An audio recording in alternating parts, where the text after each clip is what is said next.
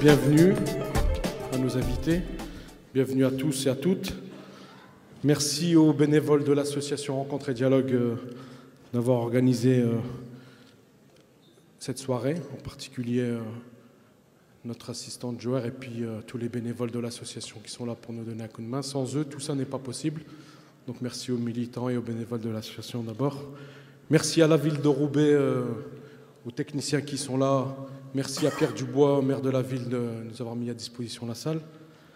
Je rappelle que nous sommes en direct sur les ondes de Pastel FM 99.4.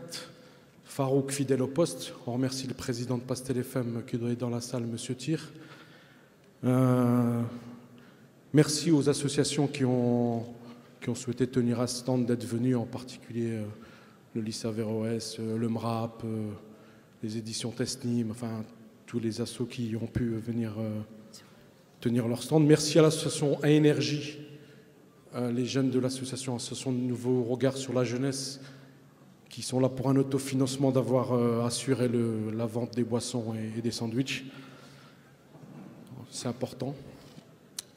Islam et médias. Quel traitement, quelle responsabilité? Avant de rentrer dans le vif du sujet, je vais juste, en quelques minutes, je ne vais pas être très long, vous rappeler les principaux objectifs de l'association Rencontre et Dialogue, qui fête ses 17 ans déjà. L'association Rencontre et Dialogue a été créée en septembre 1995 par Rachid Sari, qui doit être présent dans la salle. On le salue. Et on avait 3 axes. La principale action était la solidarité. On a commencé par organiser un repas solidaire pendant toute la période hivernale et pendant toutes les périodes d'hiver, tous les samedis de décembre, janvier, février et mars, nous organisons des repas en direction des plus démunis, que ce soit dans les foyers de personnes âgées isolées ou en direction des gens qui sont en grande précarité. C'est un des axes fondamentaux de l'association, la solidarité. On a aussi, pendant les fêtes de l'Aïd, collecté 500 à 600 kilos de viande de l'Aïd qu'on a redistribué lorsqu'on fait nos repas de solidarité en direction des migrants à Calais. Donc s'il y a des bénévoles dans la salle, vous êtes les bienvenus. On est toujours demandeurs de bras et de participation pour ces actions de solidarité. Une émission radio, habituellement le vendredi de 20h à 22h, l'émission La Prophétie. Aïssa qui est fidèle au poste avec Abdelkader, Farid et toute l'équipe. Donc là, je remercie aussi Farouk parce qu'on est en direct pour les auditeurs qui ne peuvent pas se déplacer, en particulier ceux qui sont privés de liberté, ceux qui sont malades, ceux qui ne peuvent pas venir jusqu'à nous ce soir. Donc tous les vendredis de 20h à 22h depuis plus de 15 ans aussi. Et une série, un cycle de conférences que nous organisons régulièrement. Pour mémoire, en 2012, nous avons organisé 3 grands événements. Un autour des médias, qui a réuni plus de 250 personnes au cinéma Le Duplex. Nous avons projeté le film de Gilles Balbastre. Je ne sais pas, Gilles, s'il doit être dans la salle. Et j'espère qu'il a pu venir avec ses DVD.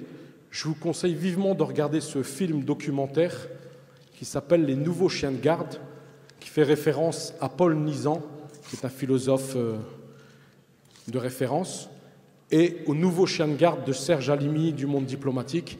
C'est un film qui met en exergue, si je peux dire, le lien entre le pouvoir politique, le pouvoir médiatique et le pouvoir économique. Quand vous aurez regardé ce film documentaire, vous ne regarderez plus la télé, vous n'écouterez plus la radio, vous ne lirez plus les journaux de la même manière. Je vous conseille vivement de regarder ce documentaire et même de le diffuser, de l'acheter, parce que c'est aussi un travail de militant. Qui a été nominé par les Césars, me dit Julien, et Julien a participé de près, de loin et dedans à cet excellent documentaire. Donc ça, c'était au cinéma. Et nous avons eu le plaisir de recevoir aussi Jean Bobéro, qui a écrit un excellent ouvrage qui s'appelle « La laïcité falsifiée ». On l'a reçu à la médiathèque de Roubaix. Et il nous a exposé son bouquin, que je vous conseille aussi vivement. Jean Bobéro est professeur de philosophie et chaire de la laïcité à la Sorbonne. C'est une référence intellectuelle majeure. Et on s'inscrit complètement dans la lecture de la laïcité, de la liberté de croire ou de ne pas croire, d'exercer, de ne pas exercer, dans l'école de pensée de Jean Bobéro. Et en fin d'année, on a souhaité revenir sur les 50 ans d'indépendance de la guerre d'Algérie avec un historien et un ancien vice-président de la Ligue des droits de l'homme, en l'occurrence Gilles Manceron, qui a fait un travail sur octobre 61, qui a fait un travail sur les deux rives de la Méditerranée, sur cette histoire commune et ce passage des 50 ans après l'indépendance. Donc voilà, c'est pour dire la diversité des conférences, des sujets que nous souhaitons organiser. Donc je vous disais, en tant que citoyen, nous sommes une association loi 1901. Notre participation, notre contribution à notre société, celle-ci en tant que militant, c'est une association qui œuvre autour de valeurs communes, des valeurs de citoyenneté, comme je vous disais, de solidarité, de justice, de générosité, de partage, d'égalité. Nous sommes des acteurs dans nos quartiers, dans notre ville, dans notre région, dans notre pays. Et à ceux qui prétendent que les Français de confession musulmane sont mal accueillis en France, je répondrai tout simplement que nous sommes ici chez nous. Nous ne sommes ni invités ni accueillis. Nous sommes les enfants de la nation. Nous sommes aussi les enfants de la nation. Nous sommes entrés dans le récit historique, que vous le vouliez ou non. Nous sommes les sujets de notre histoire et nous ne voulons surtout pas être les objets de la perception des autres. Dixit, une des références intellectuelles majeures pour les Français de confession musulmane qui ont grandi aux côtés de la réflexion et des écrits de Tariq Ramadan, ici présent. Nous sommes libres et responsables de ce que nous faisons et de ce que nous disons. Nous abordons différents sujets, comme je vous l'ai précisé il y a quelques instants. Et ce soir, si on a voulu aborder la question des médias, c'est suite à une défection malheureuse. Dans un premier temps, il était question que nous abordions la question du sens des textes à la lumière du contexte. Tariq était prévu avec Jean-Luc Brunin, un vieux compagnon de route, une référence morale pour beaucoup de Roubaisiens et pour beaucoup de Français de confession catholique, mais aussi pour beaucoup de jeunes musulmans dans cette ville qui ont grandi auprès de Jean-Luc. Nous, on appelait la jeunesse ouvrière croyante, parce qu'il y avait beaucoup plus de musulmans que de chrétiens, donc on disait à Jean-Luc, c'est la jeunesse ouvrière croyante. C'est ce prêtre ouvrier qui a grandi dans les quartiers de Roubaix, qui est roubaisien, qui est devenu évêque, qui a été, entre guillemets, comme je le dis, je lui ai dit et je le dis ici, expulsé en Corse. Il est revenu, il est au Havre, il est évêque du Havre, et on aurait voulu avoir Jean-Luc pour aborder cette question du sens, du texte et du contexte. Ça n'a pas été possible. On aurait aussi voulu avoir d'autres invités qui n'ont pas pu répondre à l'invitation, malheureusement. On s'était rabattu sur Edgar Morin, qui est malheureusement à l'étranger. On était aussi parti pour avoir Edoui Plenel, qui s'est engagé à venir et qui nous a envoyé un mail en s'excusant et qui sera parmi nous dès qu'on pourra.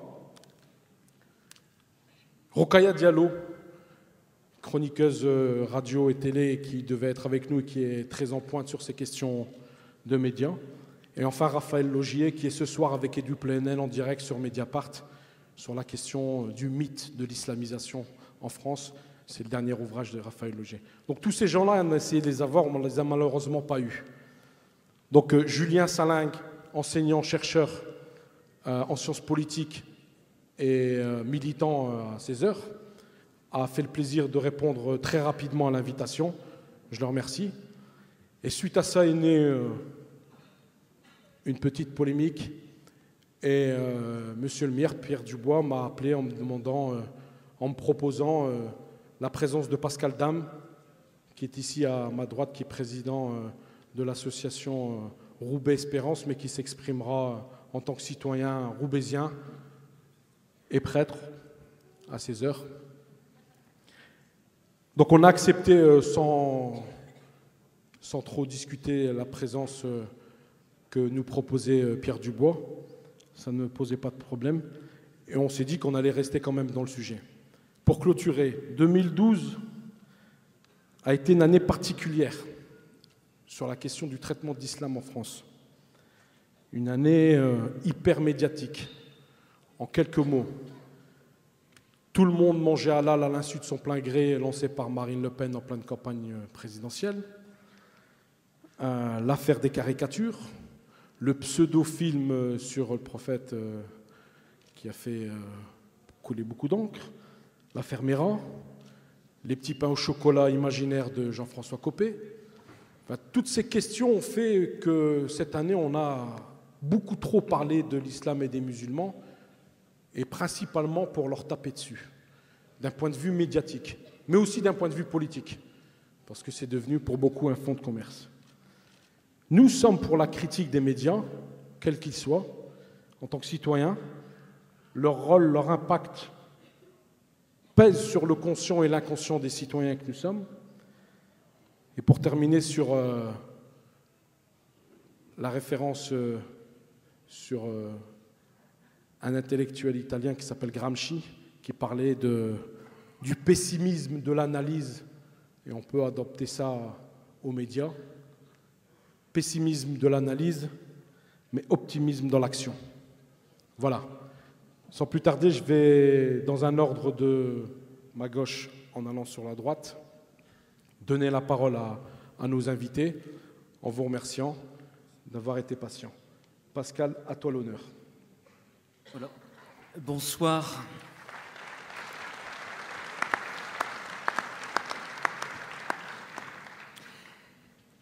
Bonsoir à chacun.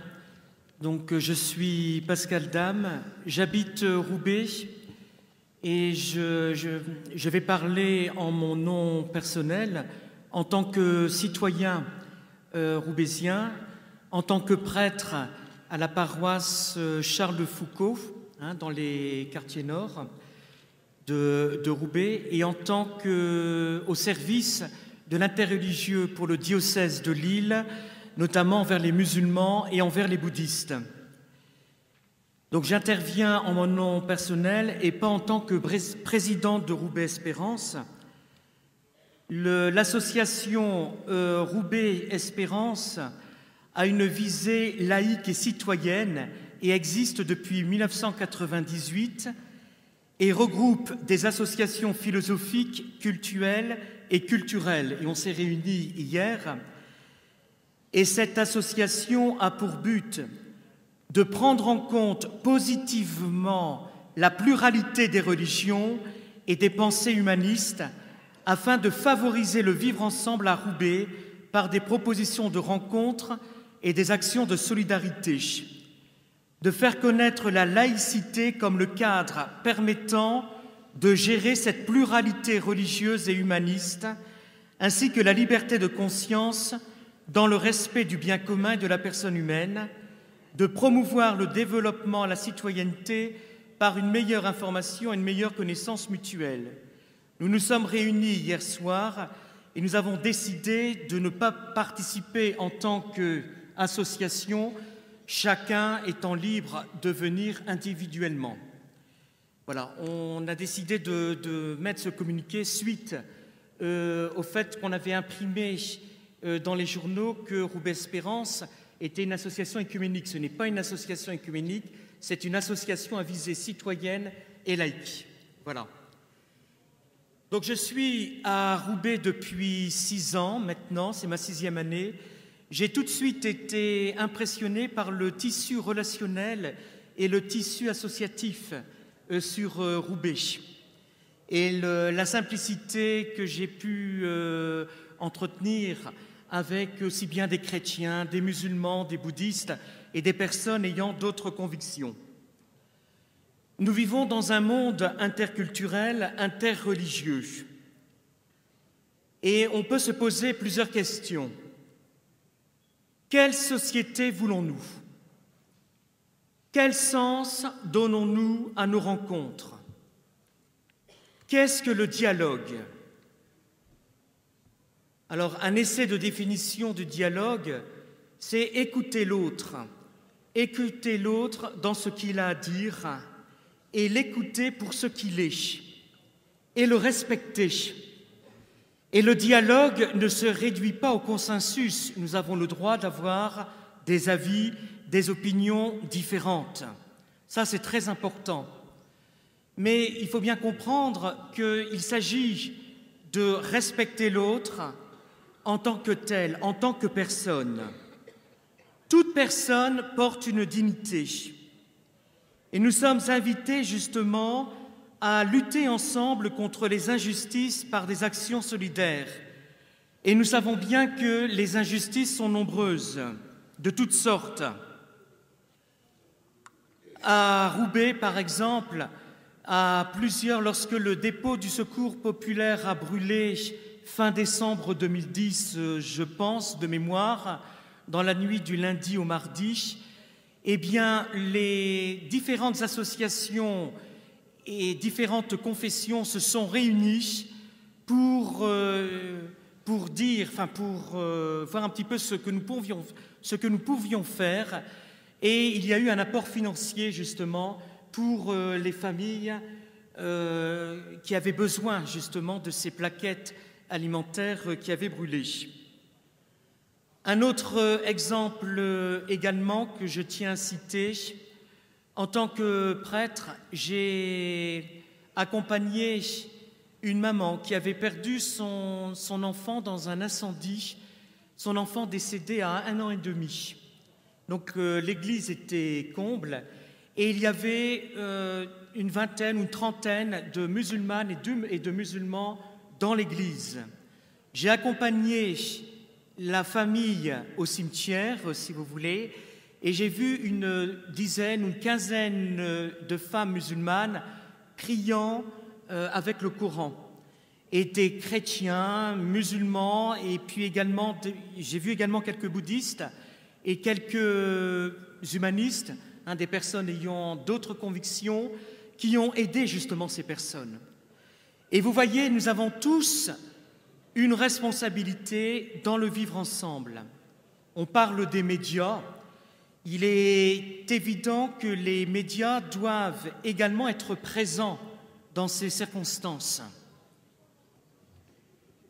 Il y a peu de temps, j'ai assisté au 1er et 2 décembre à un forum réunissant des chrétiens et des musulmans sur les tentations extrémistes.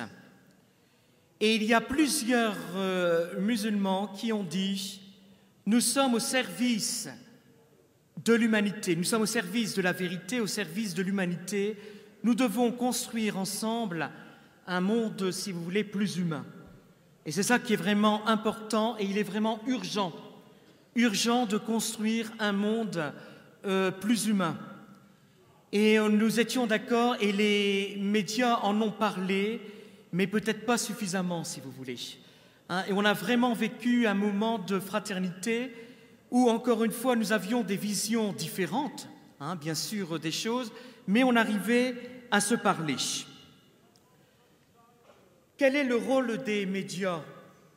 Le rôle des médias, alors il faut savoir, et vous le savez bien sûr, que les médias, c'est très complexe.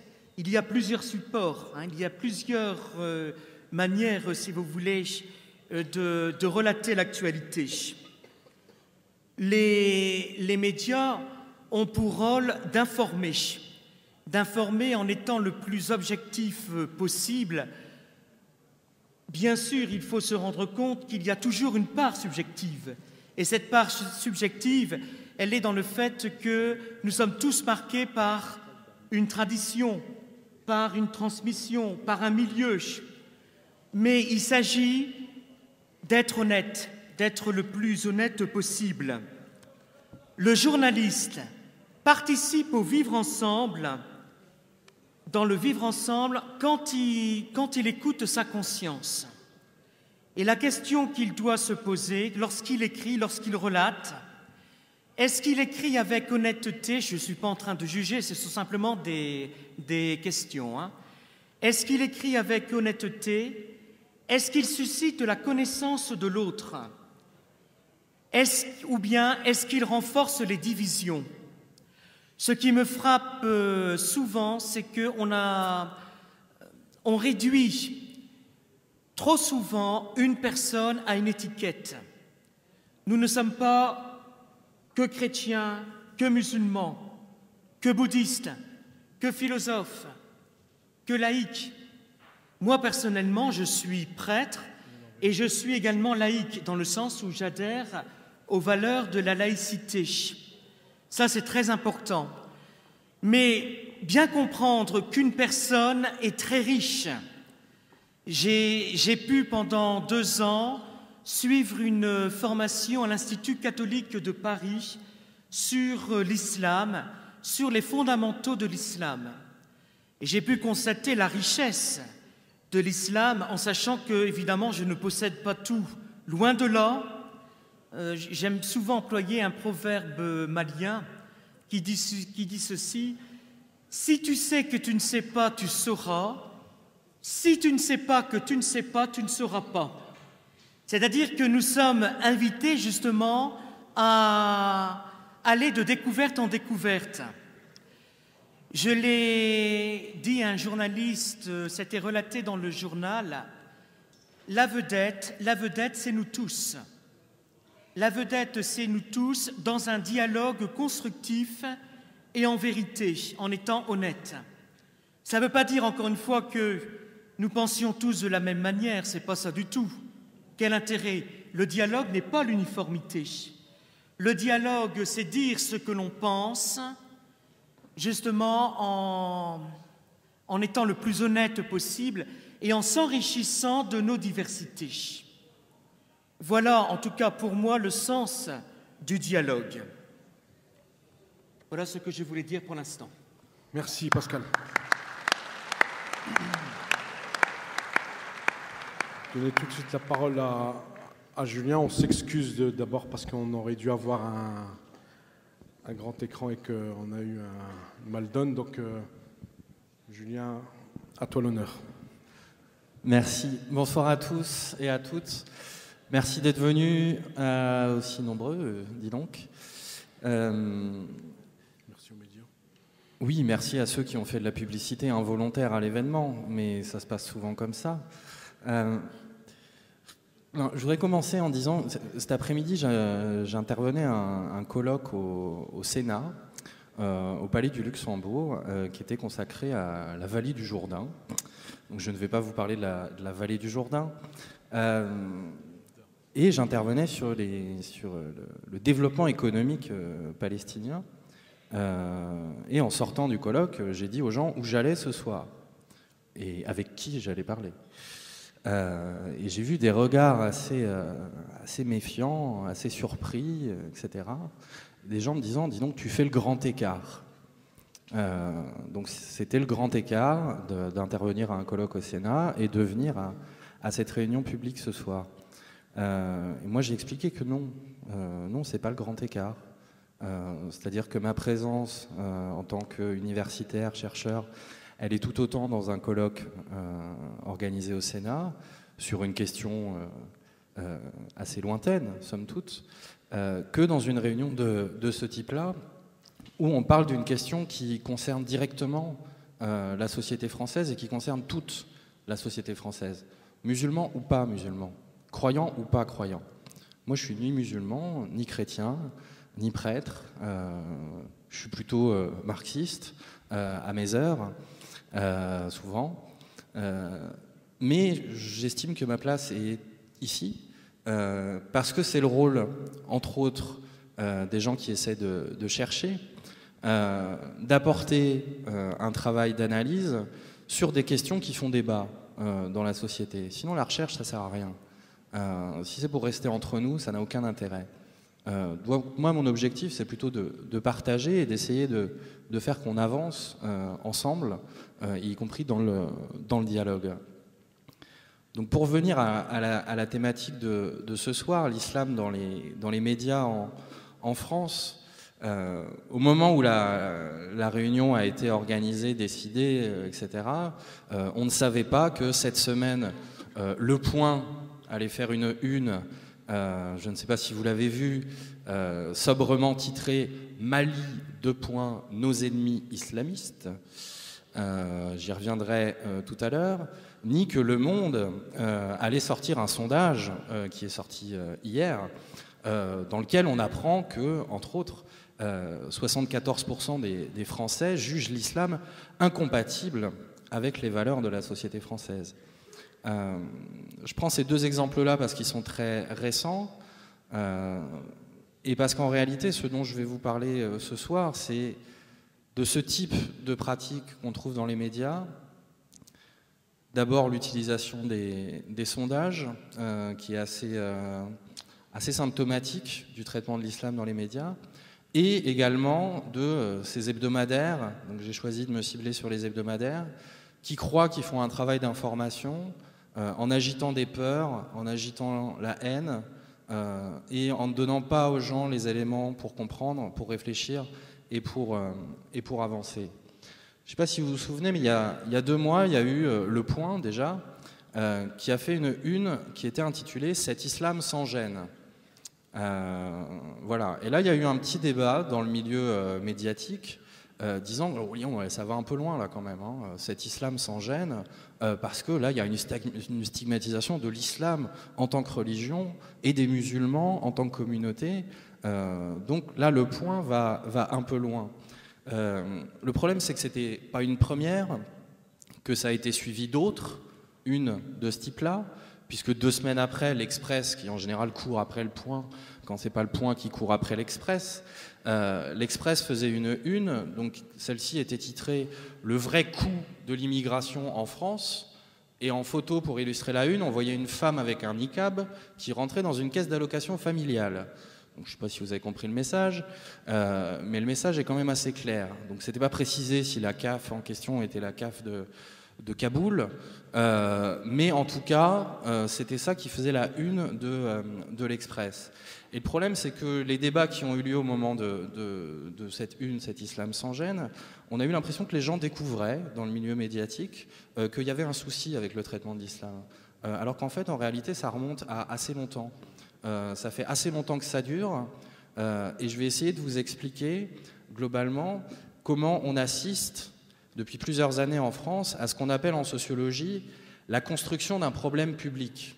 C'est-à-dire comment l'islam a été transformé d'un fait social classique en un problème public. C'est-à-dire comment on en est arrivé à cette idée que l'islam fait problème. Et pour ça, ce n'est pas quelque chose qui se fait spontanément. Et je vais vous parler de cette construction et notamment de 2 de ces moyens. Le premier de ces moyens, c'est les sondages d'opinion qui sont publiés de manière assez récurrente, et donc le dernier en date, Le Monde d'hier, qui semble démontrer que l'islam fait problème. La preuve, les gens le disent. Voilà, ça paraît évident. En fait, quand on y regarde de plus près, c'est un petit peu plus compliqué que ça. Et deuxième élément dont je vais vous parler, c'est ces fameux dossiers d'enquête dans les hebdos, qui, en prétendant expliquer, en réalité agissent sur les consciences, sur les inconscients, et contribuent largement à diffuser cette idée que l'islam est par définition problématique. Et pour illustrer ça, je m'appuierai sur 2 exemples précis. Un sondage du Figaro qui était sorti il y a 3 mois, et un dossier de l'excellente hebdomadaire Marianne, qui, quand il s'y met, fait des choses assez frappantes sur la question de l'islam. Donc, premier point, les sondages. Donc, c'était le 24 octobre 2012. Le Figaro publie un sondage de l'IFOP dans lequel on apprend que 43% des sondés considèrent que l'islam est une menace pour la France. OK. Et on apprend aussi dans ce sondage que 60% des sondés pensent que cette religion a trop d'importance en France. Titre de l'article du Figaro, l'image de l'islam se détériore fortement en France. Voilà, ça semble logique, mais en fait, c'est beaucoup plus compliqué que ça. Je vais vous épargner ici la critique générale des sondages et du principe même des sondages, mais je voudrais souligner quand même certains points, en m'appuyant notamment sur les travaux d'un sociologue français qui a écrit un texte fondateur sur la question. Le sociologue, c'est Pierre Bourdieu, qui avait écrit en 1973 un excellent texte qui s'appelait « L'opinion publique n'existe pas ». Qu'est-ce qu'il expliquait dans ce texte, notamment Bourdieu? Le fil directeur de son texte, c'était de montrer comment les sondages, en réalité, ne reflètent pas une opinion publique qui existerait avant le sondage, mais comment le sondage construit un objet qu'ensuite on appelle opinion publique. Et je vais vous expliquer avec l'exemple du Figaro comment ça fonctionne. La première question du sondage du Figaro est la suivante. Diriez-vous que la présence d'une communauté musulmane en France est, et là vous avez le choix, 1, plutôt une menace pour l'identité de notre pays, 2, plutôt un facteur d'enrichissement culturel pour notre pays, 3, ni l'un ni l'autre. 2 remarques. Une sur la question. La question n'est pas neutre, la question n'est pas objective. Elle postule 2 choses. 1, elle postule qu'en France, il existe une communauté musulmane, sans préciser ce que c'est. Est-ce que c'est les gens qui se pensent musulmans? Est-ce que c'est les gens qui pratiquent l'islam? Est-ce que c'est les gens qui font partie d'organisations communautaires? On n'en sait rien. Et la personne à qui on pose la question ne le sait pas non plus. Donc la personne à qui on pose la question va avoir comme réflexe quoi? De se dire quoi? Communauté musulmane, communautarisme, et donc un a priori négatif, puisqu'on ne donne pas à la personne les moyens de comprendre la question qu'on lui pose. Et surtout dans la question et dans les propositions, et c'est là où c'est perfide, vous avez le choix entre une menace pour l'identité de notre pays ou un facteur d'enrichissement culturel pour notre pays. Le point commun entre ces 2 réponses, c'est quoi? C'est que dans les 2 cas, d'un côté vous avez l'islam et de l'autre vous avez notre pays. Donc même si vous dites c'est un enrichissement pour notre pays, on vous fait dire que l'islam c'est pas notre pays. L'islam c'est l'autre. L'islam c'est pas la France. L'islam c'est pas français. Et vous avez de cette façon-là, et dans le sondage du Monde c'est exactement la même chose, on pose dès la question et dès les réponses proposées, on impose aux gens de dire que l'islam et notre pays, c'est pas la même chose. Il y a nous et il y a l'autre. Il y a toujours besoin d'un autre. Et là, dès la première question du sondage, on fait dire aux sondés que l'islam est un autre. À partir de là, vous pouvez dérouler toutes les questions que vous voulez. Vous avez enfermé le sondé dans une logique qu'il n'a pas choisie. Et vous démontrerez par votre sondage ce qu'en réalité vous avez provoqué par votre sondage. Moi, je ne vais pas citer un proverbe malien, je vais citer Pierre Desproges. Pierre Desproges disait « L'ennemi est bête, parce qu'il pense que l'ennemi c'est nous, alors qu'en fait l'ennemi c'est lui. » D'accord? Et bien là, c'est exactement ça. Il y a toujours l'autre. Et l'autre, depuis une dizaine d'années en France, c'est le musulman. Et avec ce type de sondage, où on fait dire aux gens ce qu'ils n'ont pas forcément envie de dire, on arrive à confirmer a posteriori les idées qu'on avait avant. C'est-à-dire qu'une fois que le sondage est mis en route, le mal est fait. L'IFOP et le Figaro, ils peuvent dérouler toutes les questions qu'ils souhaitent. Ils ont fait ce que Bourdieu appelle une imposition de problématiques.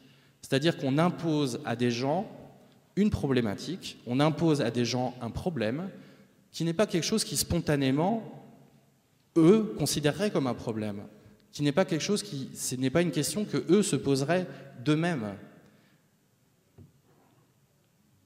Et les réponses des sondés vont donner l'impression que le problème était dans leur tête avant le sondage, alors qu'en fait pas du tout.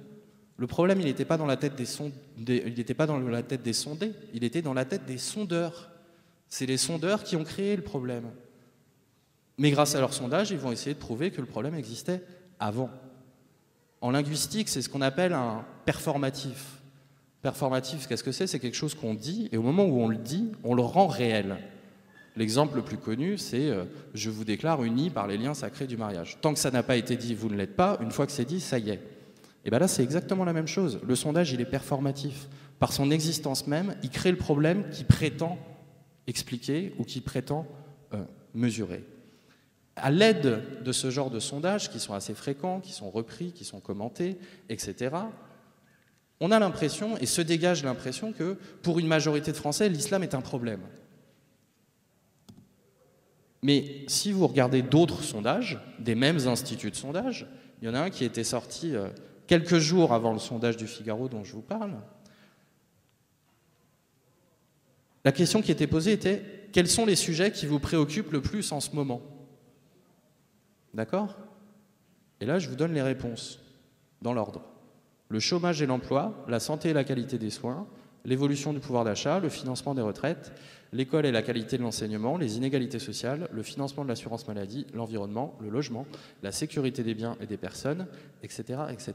En 15e position,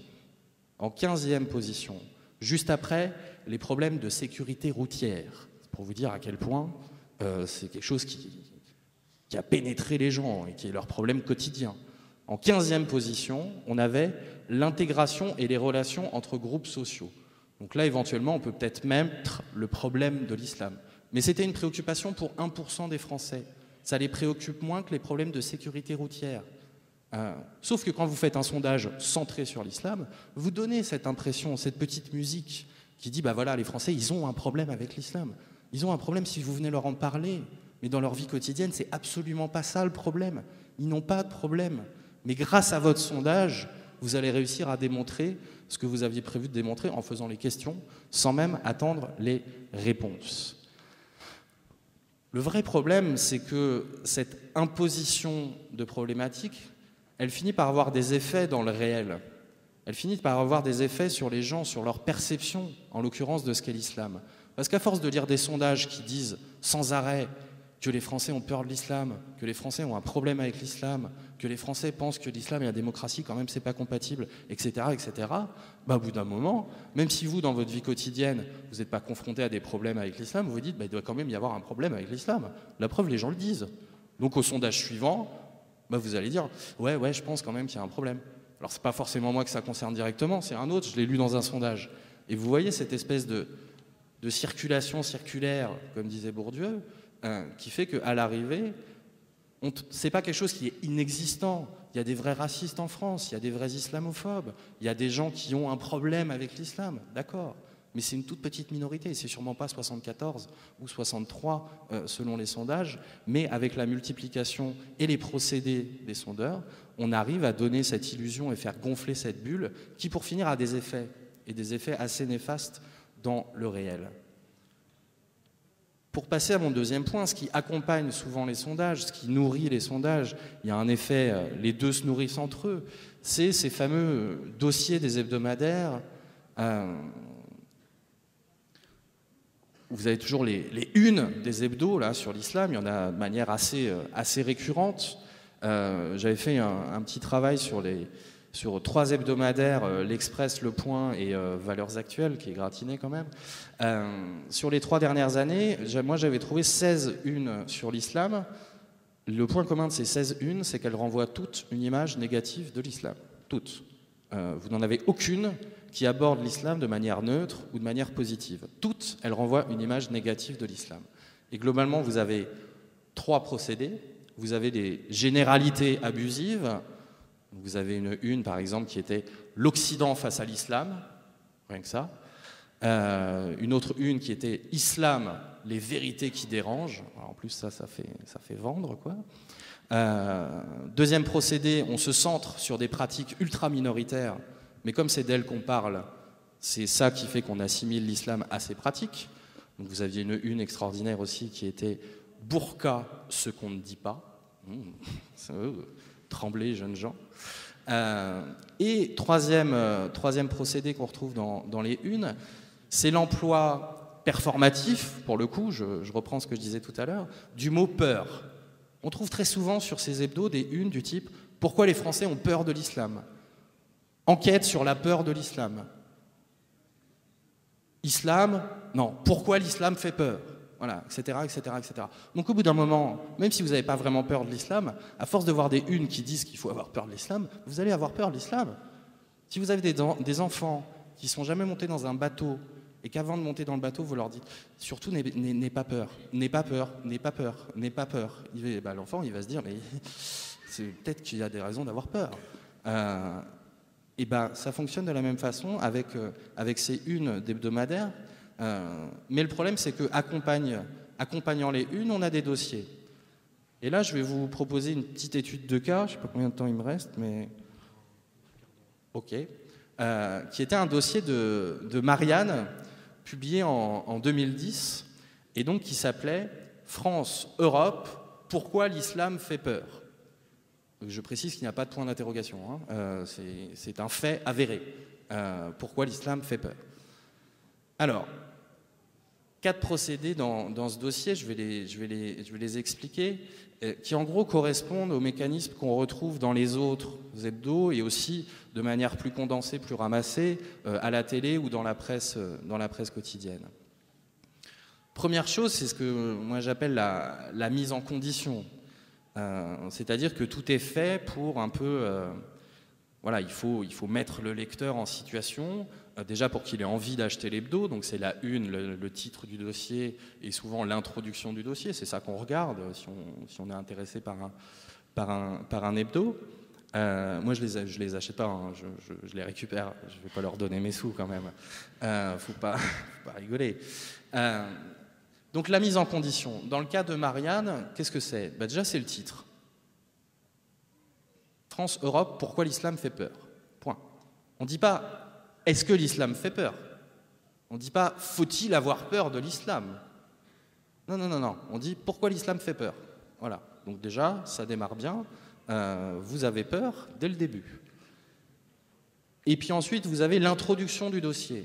Alors l'introduction du dossier, c'est intéressant. Moi, j'enseigne à l'université, donc j'essaie d'apprendre à mes étudiants à faire des introductions.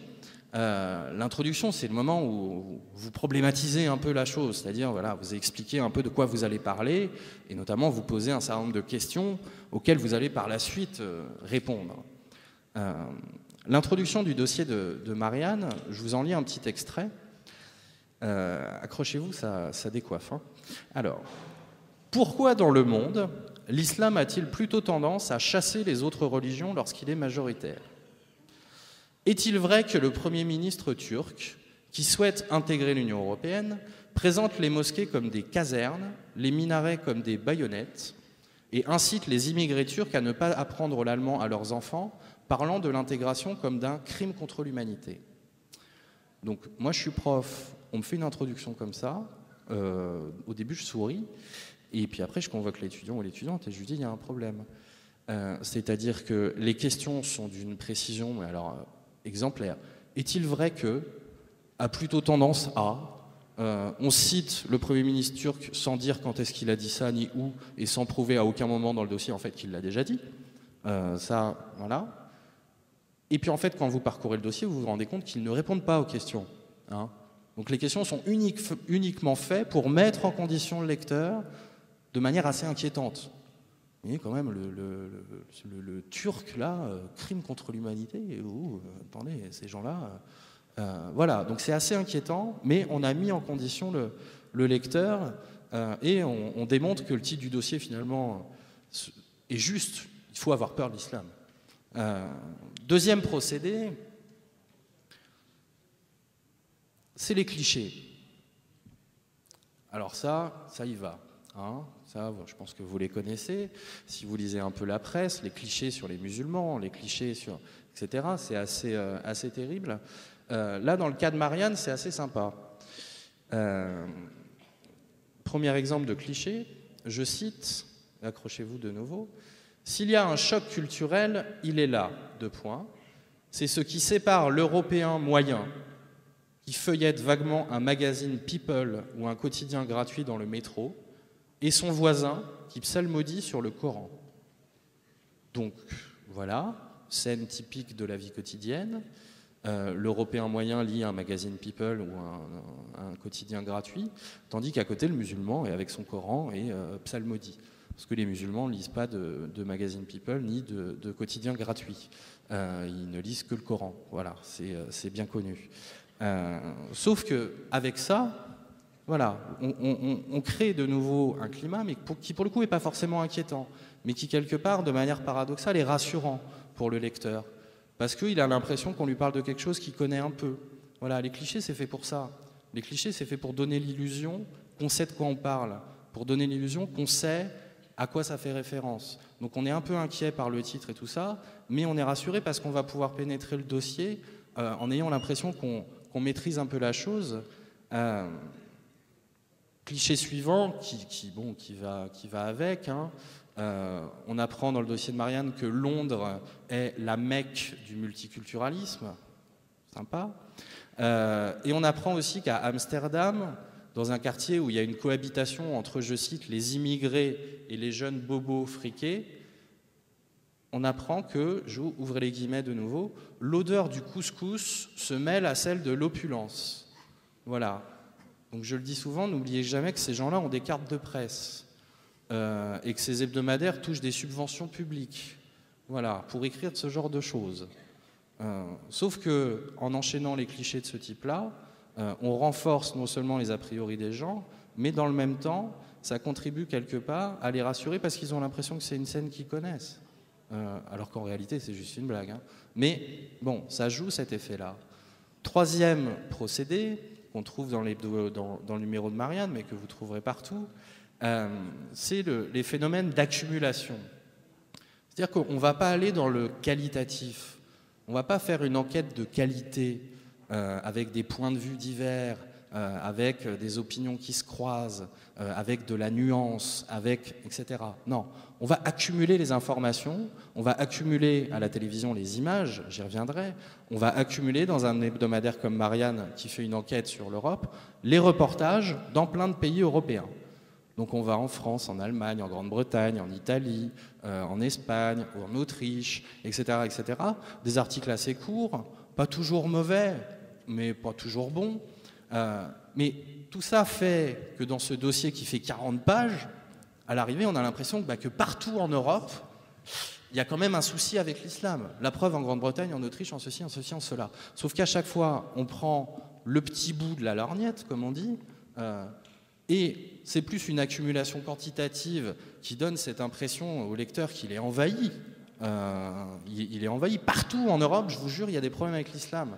Alors que si vous regardez un peu le contenu même des articles, on se rend compte que finalement c'est pas si important que ça dans chacun des pays dans lequel on va, mais comme il y a dans tous les pays, cet effet d'accumulation va renforcer une certaine peur et ça va donner une illusion d'optique qui est, je ne sais pas si vous vous souvenez, mais à peu près le même procédé qu'au moment des fameuses manifestations qui ont eu lieu à la fin de l'année dernière, suite à la diffusion sur Internet de cette espèce de film ordurier sur le prophète, où, si vous vous souvenez, les 20 heures de TF1, de France 2, etc., c'était terrifiant.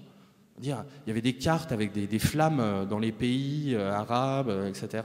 On a l'impression que le monde arabo-musulman, truc qui veut rien dire, était à feu et à sang. Voilà. Et on enchaînait les manifs, et ceci, et à Peshawar, et au Caire, et machin, et trucs.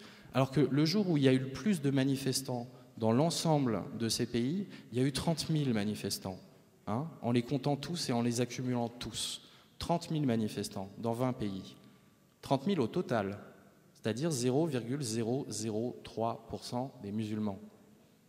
Hein, c'est-à-dire que 99,997% des musulmans n'avaient pas manifesté.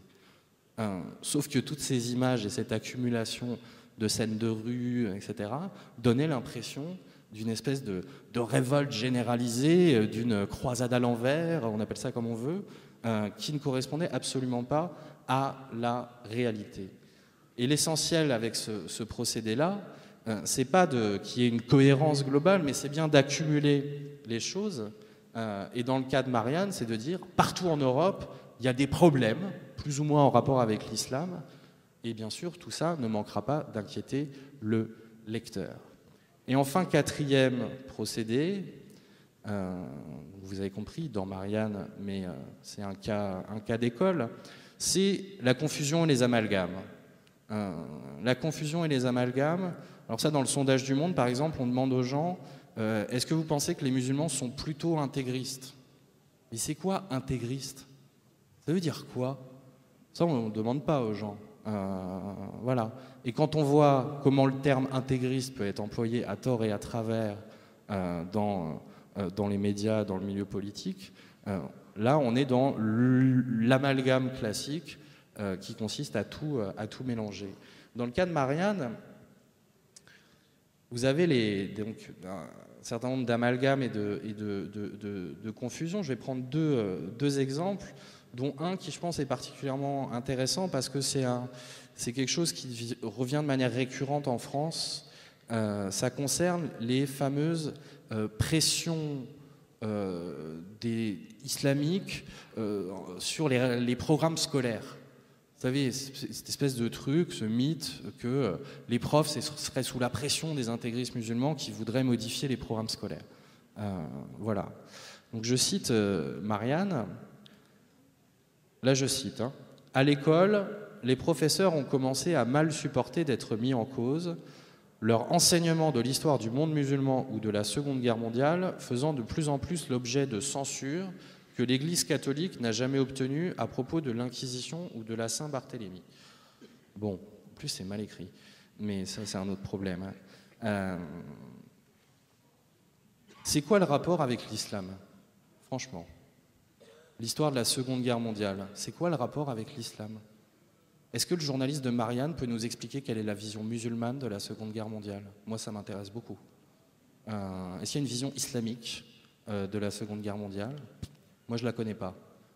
Mais vous avez bien compris qu'en disant pression islamique ou pression des intégristes et Seconde Guerre mondiale, hop, ça connecte un petit truc dans la tête du lecteur. Ah oui, mais ça, c'est un coup, c'est les gens qui veulent nier le génocide juif, qui, comme chacun le sait, a été commis par des musulmans. Voilà, sauf, je le dis avec toujours sur un ton badin, mais cette question des programmes scolaires est assez terrifiante parce qu'elle révèle comment, en mettant côte à côte des choses qui n'ont rien à voir, on fait fonctionner des automatismes qui ont été créés à grand renfort de clichés, etc. Deuxième exemple dans Marianne sur les programmes scolaires, c'est extraordinaire. Je vous demande d'être attentif parce que celle-ci, je l'apprécie beaucoup. Sa hiérarchie peut aujourd'hui reprocher à un enseignant d'avoir provoqué la communauté turque en évoquant le massacre des Arméniens de 1915. Alors là, pour le coup, mais alors le rapport avec l'islam, il faut se lever de bonne heure pour le trouver, quoi, hein. Qu'il y ait un certain nationalisme turc qui veuille nier qu'il y ait eu un génocide arménien, c'est une chose. Mais quel est le rapport avec l'islam? Quel est le rapport avec les musulmans? Il y a une vision musulmane du génocide arménien? Voilà, lui aussi, il a une carte de presse. Enfin, je veux dire, sauf que, de nouveau, ça connecte, alors que ça n'a absolument rien à voir. Et, dernier exemple qui, pour moi, résume tout, et qui montre que même les journalistes, à force de faire des amalgames, ne se rendent même plus compte des âneries qu'ils sont capables d'écrire. Je cite, on est sur l'enquête à Londres. Et alors, accrochez-vous. En 1997, la plupart des enfants des familles pakistanaises regardaient les programmes pour enfants de la BBC. Aujourd'hui, ils suivent ceux de la télévision pakistanaise ou des chaînes arabes. Donc ça, c'est tiré de l'article. Et vous avez en intertitre, donc dans le dossier, en 1997, les gosses des familles pakistanaises regardaient la BBC. En 2011, ils suivent les chaînes arabes. Parce que les Pakistanais parlent arabe. C'est bien connu. Ils ne se rendent même pas compte de ce qu'ils écrivent. Parce que là, ils ne parlent pas de Al Jazeera English. Hein, pas du tout. Donc, ils sont capables de dire que en fait, les enfants pakistanais à Londres... en fait, ils parlent tous couramment l'arabe, et parce que c'est pour ça qu'ils suivent les chaînes arabes. C'est-à-dire qu'il y a cette espèce de mythe qu'ils ont réussi à se mettre dans la tête, qui est que musulman égale arabe, égale plein d'autres choses, évidemment. Mais là, sur le cas des Pakistanais, c'est quand même assez drôle. Et moi, je fais le test chaque année avec mes étudiants pour vérifier. Je leur demande, c'est quoi le plus grand pays musulman au monde ? Pour 90% de mes étudiants, c'est l'Égypte. Voilà. Personne ne va penser à l'Indonésie, parce que le musulman, c'est l'arabe, et l'arabe, c'est le musulman. Et quand vous expliquez que les arabes sont minoritaires dans le monde parmi les musulmans, alors là, on vous regarde avec des grands yeux, on dit, ouais, c'est différent. Sauf que tout ça ne vient pas de nulle part. Et ce que je vous décris là en vous prenant quelques exemples, en réalité, à force d'être martelé, répété, etc., tous ces amalgames, ça vient nourrir une incompréhension, ça vient nourrir des peurs, et parce que les choses se succèdent, Et ben après, ça fait que les gens, quand on leur pose des questions dans des sondages, vu comment ils sont informés, et ben ça va aussi renforcer les peurs. Et pour finir, c'est le serpent qui se mord la queue. Le sondage prouve que les gens ont peur. Pourquoi les gens ont peur? On va faire un dossier, le dossier fait peur aux gens, on fait un sondage, les gens ont encore plus peur. Et comme ça peut aller malheureusement très loin. Donc pour conclure, vous aurez compris que les deux exemples que j'ai pris là, le sondage du Figaro et le dossier de Marianne, sont des exemples exemplaires, c'est-à-dire qu'ils correspondent à des pratiques plus répandues et que, en les décryptant un peu, on comprend les logiques qui sont derrière et les pires travers des pratiques journalistiques dominantes quand il s'agit de parler de l'islam. Dans le cas du dossier de Marianne, en réalité, le lecteur va en ressortir inquiet. Voilà, il va ressortir inquiet de tout ça. Et donc le dossier va s'auto-justifier, puisque je vous rappelle que le titre du dossier, c'est « Pourquoi l'islam fait peur ». Donc même si l'islam ne faisait pas peur, grâce au dossier qui explique pourquoi, les gens auront peur. Et ça fonctionne, malheureusement, de mieux en mieux. Le titre du dossier aurait dû être « France-Europe, pourquoi Marianne a peur de l'islam ». Ça aurait été plus honnête. Et pourquoi il faut que vous aussi, vous ayez peur de l'islam. Le problème, c'est que ce type de dossier qui récolte tout ce qui peut faire peur, qui diffuse la peur de l'islam, c'est que ça complète les enquêtes d'opinion qui font de l'islam un problème. Et à l'arrivée, l'accumulation de ces choses-là, qu'est-ce que ça donne? Ça donne que, pour de plus en plus de gens, l'islam est un problème et il faut s'en inquiéter. Voilà. Et dernier mot, je voudrais signaler que ces procédés et cette islamophobie, puisque que ce soit volontaire ou non, c'est de l'islamophobie, dans tous les sens du terme. On est face à des procédés qui suscitent la peur, qui le font volontairement et qui suscitent aussi la haine. Ces procédés-là, ça participe largement de ce que Thomas Deltombe, je ne sais pas si vous connaissez, qui est journaliste, appelait la construction d'un islam imaginaire.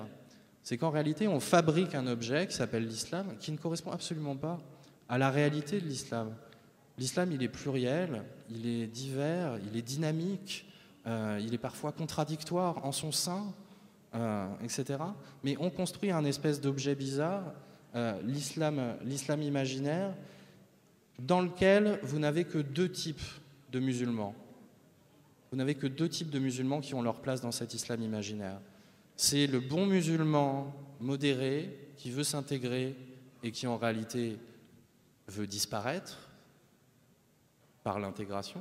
Et puis c'est le mauvais musulman radical qui n'aime pas les valeurs de l'Occident. Tout ce qui se situe entre les deux n'existe pas dans cet islam imaginaire. Vous avez le bon, le mauvais. Le bon, c'est celui qui est invisible. Le mauvais, c'est celui qui est visible. Voilà.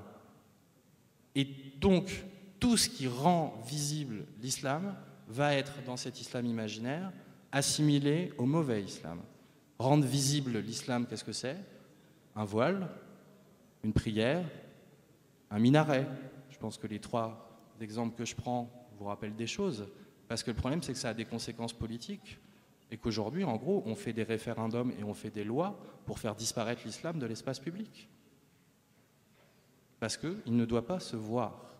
Et ce myopisme, cette illusion très française, par ailleurs, en fait, elle vient de ce que je vous disais au tout début. C'est que l'islam, fondamentalement, c'est l'autre. C'est un autre. C'est pas nous. C'est pas notre société. C'est pas notre pays. Et en réalité, il est grand temps, et on a tous une responsabilité là-dedans, il est grand temps que les gens comprennent, et y compris sur le champ politique, que l'islam est en France, que ça fait longtemps que les musulmans sont là, qu'ils font partie de la société française, qu'ils l'enrichissent, qu'il y a des musulmans sympas et qu'il y a des musulmans cons, mais comme dans toutes les religions, et comme chez les athées, et même chez les marxistes. Il est temps de prendre conscience de ça, et je pense que pour ça, il n'y a qu'un moyen, c'est de se battre pied à pied contre toute forme d'islamophobie qu'elle soit consciente ou non, essaie de retourner le stigmate, comme disaient un certain nombre d'auteurs aux États-Unis, essaie de faire comprendre une bonne fois pour toutes qu'en France, le problème, ce n'est pas l'islam. En France, le problème, c'est l'islamophobie. Voilà, je vous remercie.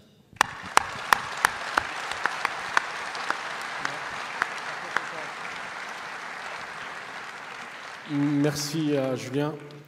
On donne la parole à Tariq. Tfaddal.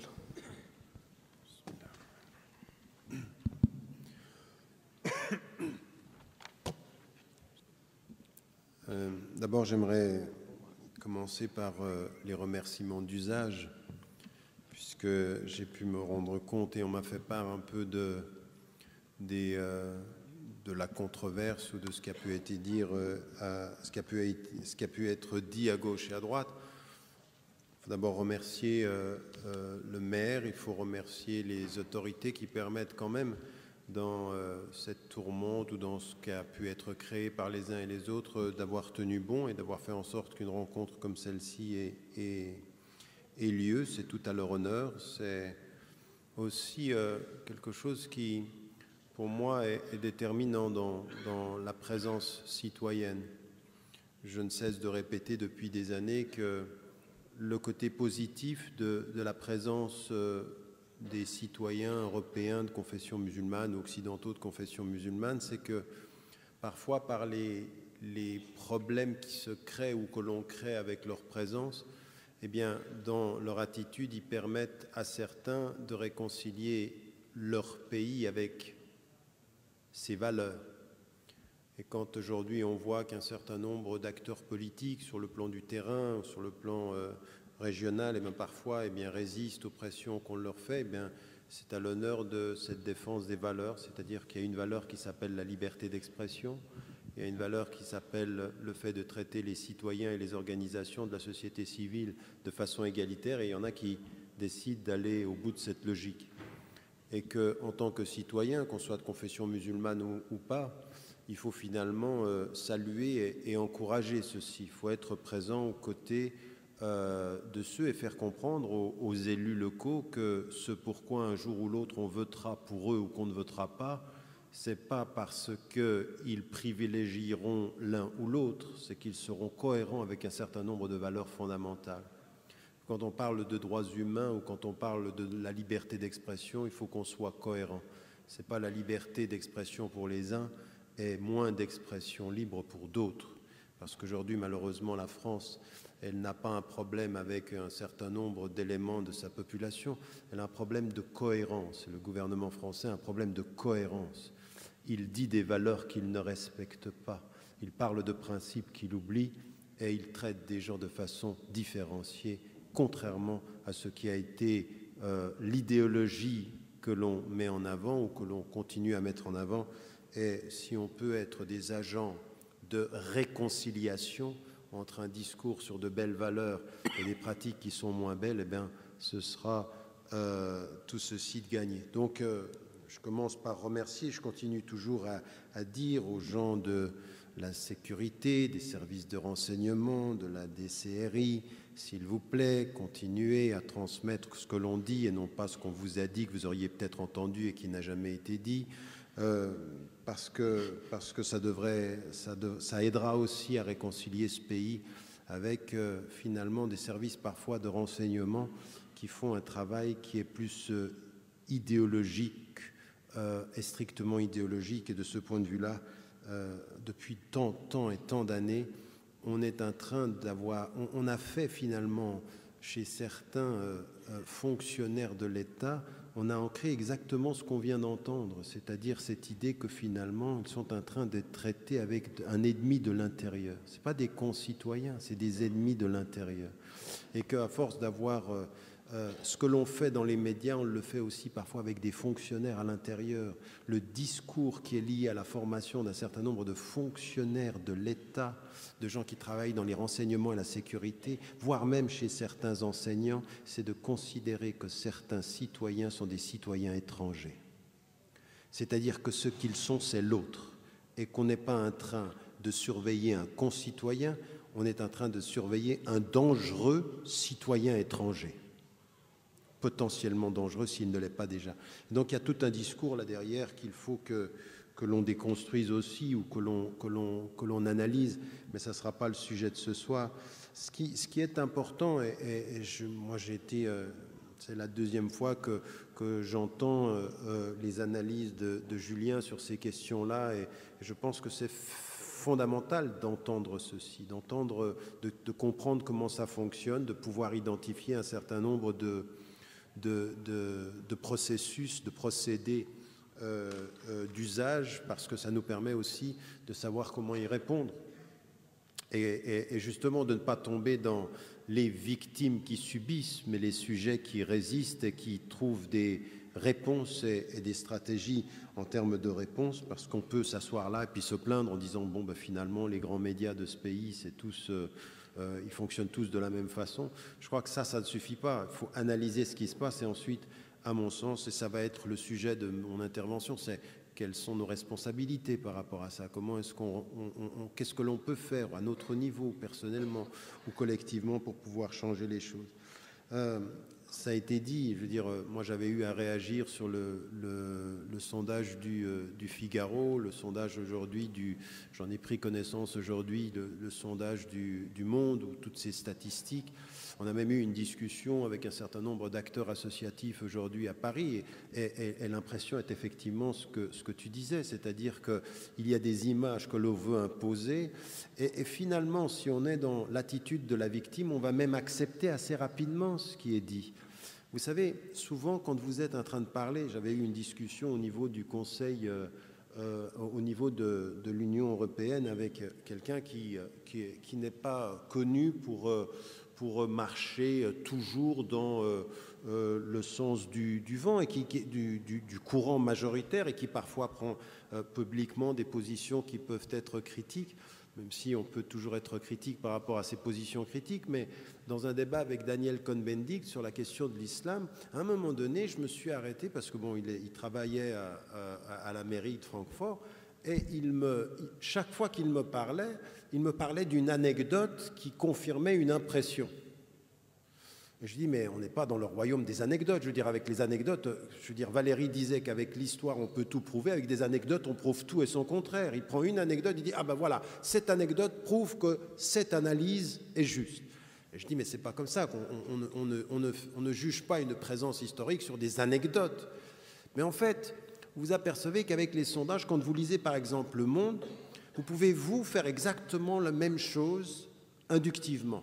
C'est-à-dire, à un moment donné, c'est arrivé cet après-midi dans un débat qu'on avait, où tout à coup, vous avez Le Monde parle de la mauvaise impression que les Français ont de l'islam, donc avec tout ce qui a été dit, et c'est assez intéressant d'analyser les questions, parce qu'on s'aperçoit qu'effectivement, les questions sont induites, qu'il y a une orientation des questions, mais ce n'est même pas la question. Quand vous êtes français de confession musulmane et que vous êtes en train de lire ceci, si vous avez une tentation à être victime, vous allez vous trouver l'anecdote qui confirme ce qui est dans le sondage. C'est assez pervers en fait. C'est-à-dire que autant on oriente le public à avoir peur dans un sens, mais pour ceux qui sont l'objet dont on parle, ils trouveront, eux, l'anecdote qui confirmera. Et cet après-midi, j'étais en train d'écouter les débats entre musulmans, et il y a 2 ou 3 personnes qui amènent des anecdotes qui confirment le sondage est juste. Vous voyez ce que je veux dire? C'est-à-dire que vous vous mettez dans une situation de victime, donc on crée le problème, on crée la victime, et la victime se reconnaît dans le problème que l'on crée. Et la boucle est bouclée. Vous m'avez suivi? Ouais. C'est assez pervers. Et ça marche.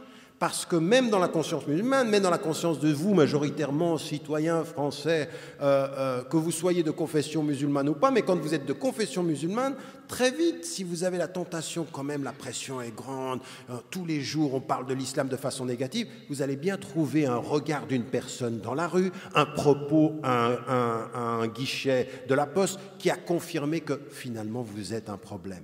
Et que vous passez de une anecdote aller aux 73% de Français, et on vous pousse à prendre l'anecdote et à en faire le problème.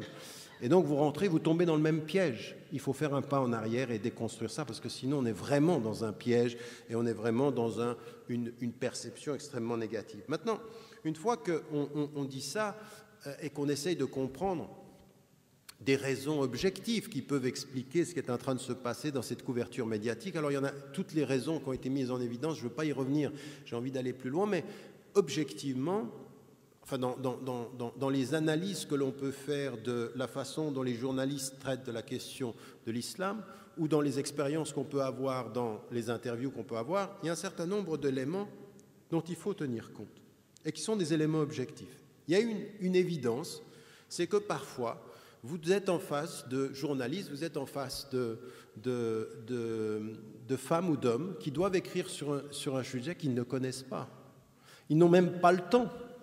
Ils n'ont même pas le temps. Je peux vous dire qu'au bas mot, sur les, je ne sais pas combien de journalistes j'ai rencontrés, s'il y en a plus de 5% qui ont lu un livre entier de ce que j'ai écrit, c'est un miracle.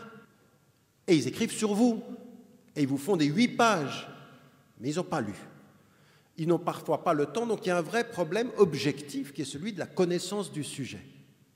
Et là aussi, c'est questionner en amont la formation des journalistes, comment est-ce qu'ils sont formés, de quoi parlent-ils, parce que si l'islam est un sujet de société, ce n'est pas parce qu'on connaît la société qu'on connaît le sujet de l'islam.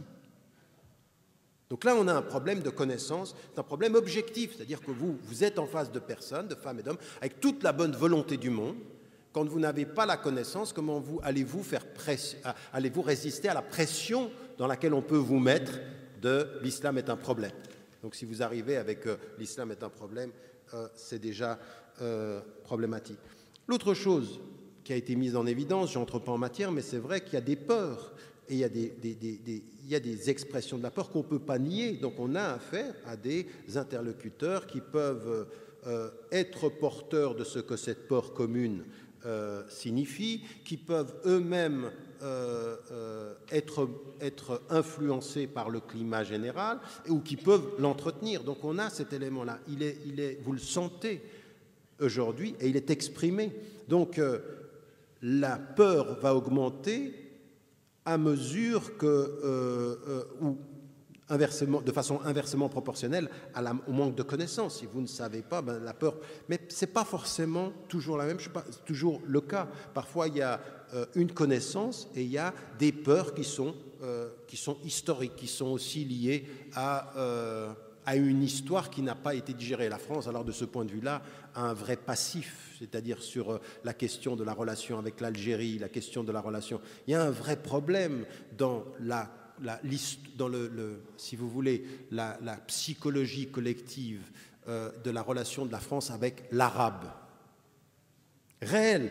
Alors, souvent on dit l'Algérie, mais ce n'est pas seulement ça, c'est beaucoup plus général. C'est toute l'Afrique du Nord. Il y a un vrai problème.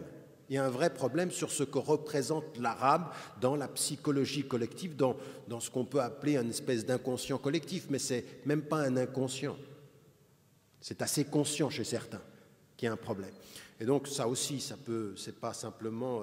on ne peut pas le réduire qu'à du racisme, mais il y a du racisme là-dedans. Mais il y a aussi un passif historique qu'il faut déterminer. Ensuite, il y a des choses qui sont très très factuelles, il faut en tenir compte. Je veux dire, utiliser la peur et parfois entretenir la méconnaissance, aujourd'hui, la question de la polémique, de la controverse, ça fait de l'argent. C'est-à-dire que l'islam fait vendre. C'est-à-dire que tout ça, ce n'est pas simplement des gens qui ont une volonté. Non, ils cherchent à vendre.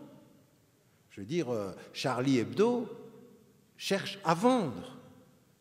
Je veux dire que nous la faire à l'envers, nous la faire à l'endroit, ça fait de l'argent. Et moi, c'était là où je leur demandais s'ils étaient cohérents avec leurs principes, si vraiment c'est pour la liberté d'expression, donnez votre argent aux victimes de la violence extrémiste au Mali. Montrez-nous que c'est un don du cœur, que vous êtes vraiment... Ils n'ont jamais répondu à cette question.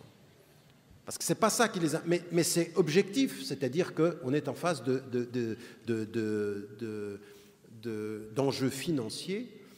Et dans les enjeux financiers, ce n'est pas toujours la pression qui est faite sur le journaliste, mais c'est ce que font les propriétaires. C'est-à-dire qu'il y a des enjeux idéologiques ici. Alors c'est vrai qu'il n'y a pas de censure comme dans les dictatures, mais il n'y a pas de censure, mais il y a des pressions qui sont de différentes natures et le fait du gain, le fait de l'argent est importante. Et aujourd'hui, c'est une évidence, toutes ces unes qui font de l'islam un problème, ce problème fait de l'argent. Ce problème produit de l'argent. Et donc ça aussi, il faut en tenir compte. Donc on est en face d'intérêts financiers particulièrement importants et qui sont à déterminer. La polémique fait vendre. L'autre chose aussi qu'il faut déterminer, et il faut s'en rendre compte, c'est qu'il y a de l'ignorance, on l'a dit, ou de la méconnaissance. Il y a de ce point de vue-là également de la peur. Il y a le fait financier, puis il y a aussi des intérêts idéologiques. C'est-à-dire, il y a de l'idéologie aussi, on le sait, on a un certain nombre de livres qui ont été écrits, ceux qui ont été cités ici, d'autres qui ont été écrits aussi aux États-Unis, qui mettent en évidence que toute cette campagne sur la traduction de l'islam comme étant l'autre, toute cette façon de dire l'Europe est en train de s'arabiser, de s'islamiser, elle a aussi des enjeux idéologiques, et des enjeux idéologiques qui peuvent aller de l'extrême droite qui dit avoir peur de l'immigration à des intérêts internationaux. C'est-à-dire que vous entendez des politiques qui vous disent « Attention, si ces citoyens-là, de confession musulmane ou d'origine du Sud, deviennent des citoyens européens, américains, canadiens, australiens à part entière et qu'ils jouent le jeu de la démocratie, ces citoyens-là sont à même de changer les politiques nationales. » Donc il faut en faire un problème. Le problème de l'altérité est idéologique aussi. Et l'un des grands enjeux que l'on sait, ça va jusqu'au Moyen-Orient sur la question israélienne-palestinienne. Attention! Si vous devenez des citoyens qui pouvaient influer sur les décisions politiques ici, c'est problématique là-bas. Donc il faut aussi créer le problème. Donc il faut la teneur idéologique, politique. Tous ceux qui parlent aujourd'hui de l'islam comme pouvant être l'ennemi ou l'autre en Europe ne sont pas que des ignorants. Vous comprenez ce que je veux dire? C'est-à-dire qu'il y a une véritable politique, une idéologie ciblée, et donc il y a des journaux qui sont... Moi j'ai rencontré vraiment des journalistes qui savaient très bien de quoi on parlait.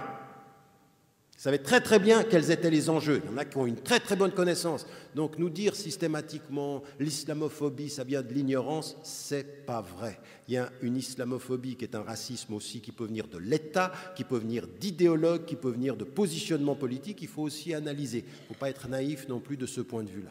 Donc tout ça pour dire, en amont de ce qui a été dit, en tout cas plutôt qu'en amont, en parallèle, ce sont des éléments sur lesquels il faut que, en tout cas, qu'on garde en mémoire dans notre analyse et qu'on essaye de considérer dans la création aussi de qui a envie, qui cherche à faire aujourd'hui que le citoyen de confession musulmane, même s'il est citoyen, continue à représenter l'altérité, l'autre.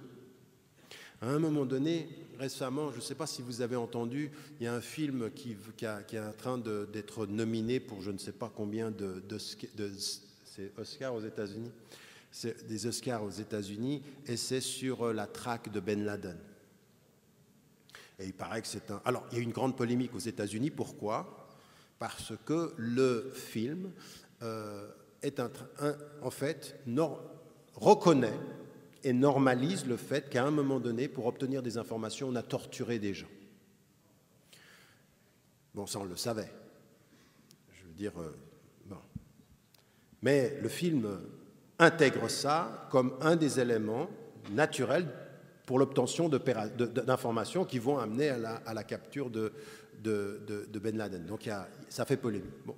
Ceci mis à part, à un moment donné, j'écoutais une émission et un des analystes américains dit « Mais le problème de ce film-là, c'est pas ça. Ça, c'est un problème. » Mais on sait aujourd'hui que l'administration américaine a légalisé la torture. On le sait. Légalisé au sens, ça se fait, on ne le dit pas, mais c'est légal et même ça a été autorisé par des autorités politiques. Mais il dit, tout le film, tous les acteurs qui sont liés à la présence musulmane sont perçus dans le film comme étant les autres. C'est-à-dire qu'il y a en filigrane de tout le film l'altérité du musulman. Le musulman, même quand il pourrait être gentil, c'est encore l'autre. C'est la gentillesse de l'autre. jamais le nôtre, jamais un des nôtres, toujours à l'extérieur. Et là, vous vous apercevez, et Hollywood, je veux dire, c'est une formidable puissance médiatique, c'est-à-dire que un film peut faire passer en termes de perception et de confirmation de ces perceptions des choses que les médias réussissent pas toujours de la même façon. Et puis en plus, c'est effectivement parce que c'est le média, c'est le film, c'est l'expression artistique et l'expression du divertissement. Donc ici, on est dans quelque chose de tout à fait particulier et qu'il faut comprendre aussi qui a cet intérêt-là. Maintenant, une fois qu'on a dit ça, qu'on se rend compte de tous ces éléments-là, qu'on a entendu toute cette analyse qui nous a été mise en évidence de comment on joue sur les clichés, comment on joue sur la peur, comment on induit les réponses et les questions, il faut qu'on se pose la question de se dire mais comment on peut faire par rapport à ça. Alors, c'est ça qui m'intéresse. En amont, il y a un certain nombre de positions intellectuelles et citoyennes qu'il faut avoir pour pouvoir réagir à ça. La première des choses, c'est exactement ce qui a été mis en évidence là, entre nos trois interventions, c'est de se dire mais comment ça fonctionne finalement ? Pourquoi est-ce qu'il faut se poser la question de comment ça fonctionne ? Parce que moi, ce que je vois souvent chez beaucoup de citoyens de confession musulmane, c'est d'accepter un rôle de victime sans devenir des analyses de ce qui se passe. Et en fait, de penser qu'on est les seuls à vivre ça. Mais ce n'est pas vrai. Les médias fonctionnent avec beaucoup de groupes, avec beaucoup de résistants, avec beaucoup de si vous voulez, de positionnements politiques. De la même façon, ce n'est pas qu'avec l'islam ce problème, c'est même aussi avec toutes les religions qu'il y a un problème. La France, en l'occurrence, le fait religieux en France est problématique. Donc, cette idée que c'est qu'avec les musulmans, elle est fausse. Mais avec l'islam, qu'il y ait quelque chose de particulier aujourd'hui, c'est vrai. Mais il faut analyser comment ça fonctionne.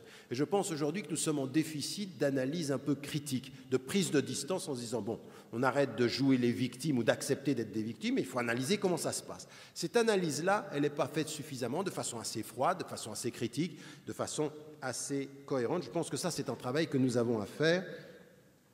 La deuxième des choses que parfois nous avons à faire aussi, c'est de se rendre compte que les médias ou un certain nombre de journalistes ou dans la polémique, finalement, le serpent se mord la queue. C'est-à-dire qu'à des moments donnés, les journaux ou certains idéologues dans les journaux ou certains courants de pensée créent la polémique et que c'est peut-être aussi à nous de savoir tirer profit de ce qui est en train de se passer. Regardez ce qui se passe aujourd'hui dans cette ville. On a fait une polémique après 5 ans, il revient, le diable.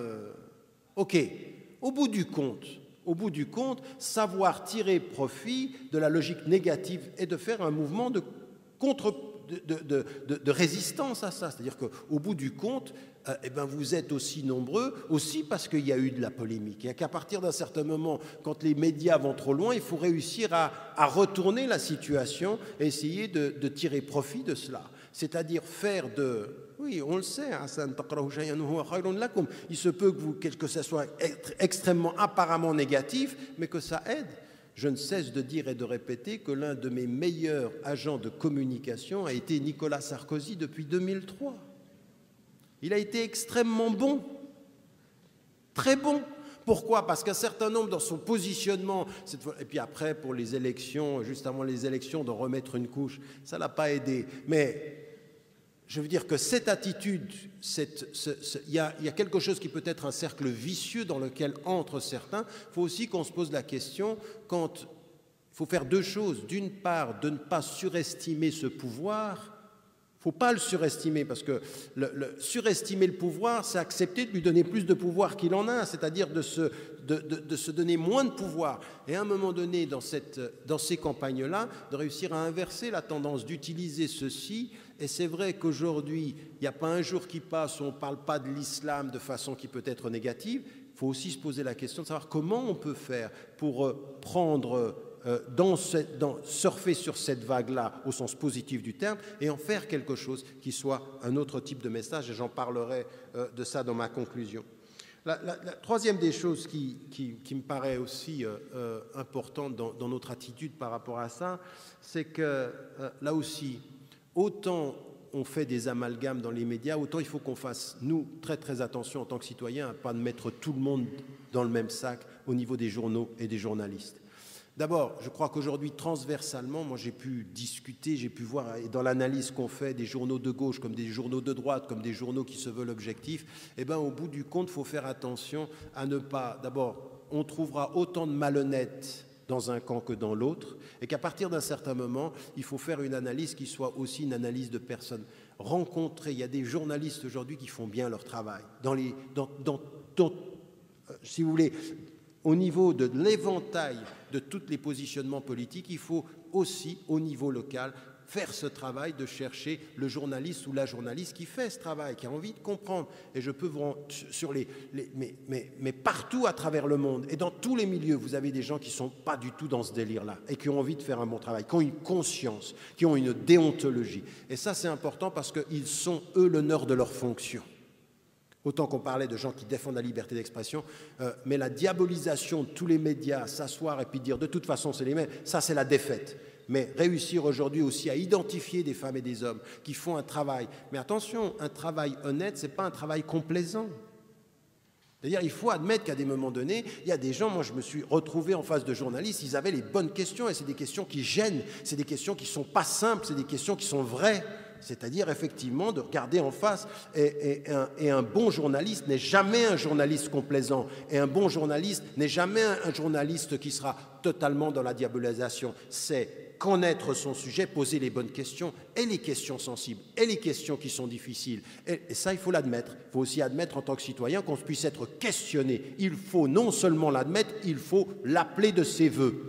La chance de ce pays-là, ce sera qu'en France, on ait des journalistes qui soient pointus, qui soient stricts avec leur objet et qui posent les vraies questions. Pas des complaisants, pas des gens qui sont tellement sympas avec nous qu'on finit par se demander quand est-ce qu'ils vont se convertir.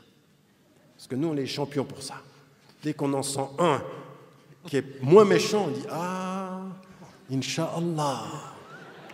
Vous me suivez, c'est comme ça. On est dans l'émotif de l'intégration par la conversion, parce qu'on n'a pas envie de tomber dans l'assimilation de l'autre côté. Donc ça, ce n'est pas une attitude intellectuelle, ça, ce n'est pas une attitude juste dans ce domaine-là. Il faut être critique par rapport à ça et en tout cas la refuser. Encore une fois, l'autre chose qui me paraît aussi particulièrement importante, c'est-à-dire que vous pouvez en tant que citoyen regarder le monde média et puis le rejeter, mais à un moment donné, je veux dire, si on veut faire quelque chose dans cet univers-là sur la question de l'islam, il nous faut des journalistes. Mais pas des journalistes complaisants, c'est pas parce que vous êtes musulman qu'il faut parler bien de l'islam, mais c'est parce que vous devenez un journaliste que vous avez un autre regard sur cette histoire-là. Bien sûr que si vous êtes d'origine africaine, français maintenant, avec une citoyenneté française, quand vous êtes journaliste, vous allez voir l'Afrique différemment de quelqu'un qui n'a pas quitté Paris. Bien sûr. Donc le but, ce n'est pas de dire les louanges de l'Algérie parce que vous venez de là. Là, ça serait tout faux. Ce serait d'avoir un autre regard sur le monde et l'amener en tant que journaliste et de s'engager là-dedans. Il faut à un moment donné arrêter de vouloir être informaticien, médecin ou penser à un certain type de métiers qui sont toujours les mêmes. Aujourd'hui, on a besoin de tout l'éventail des sciences humaines, de tout l'éventail du savoir et en même temps de pouvoir accéder à ces fonctions-là. Et là, je peux vous dire une chose, c'est que partout en Occident, vous avez de plus en plus de femmes et d'hommes qui sont en train d'être les médiateurs, c'est-à-dire de transformer, de rapporter l'information. Et ça, c'est capital, parce que ça forme aussi des consciences, et que vous le voyez aujourd'hui de plus en plus, même quand vous regardez les journaux télévisés, de plus en plus, vous avez des gens sur le terrain qui ont des noms à consonance de là-bas. Mais ils sont d'ici, parce que là-bas, c'est ici.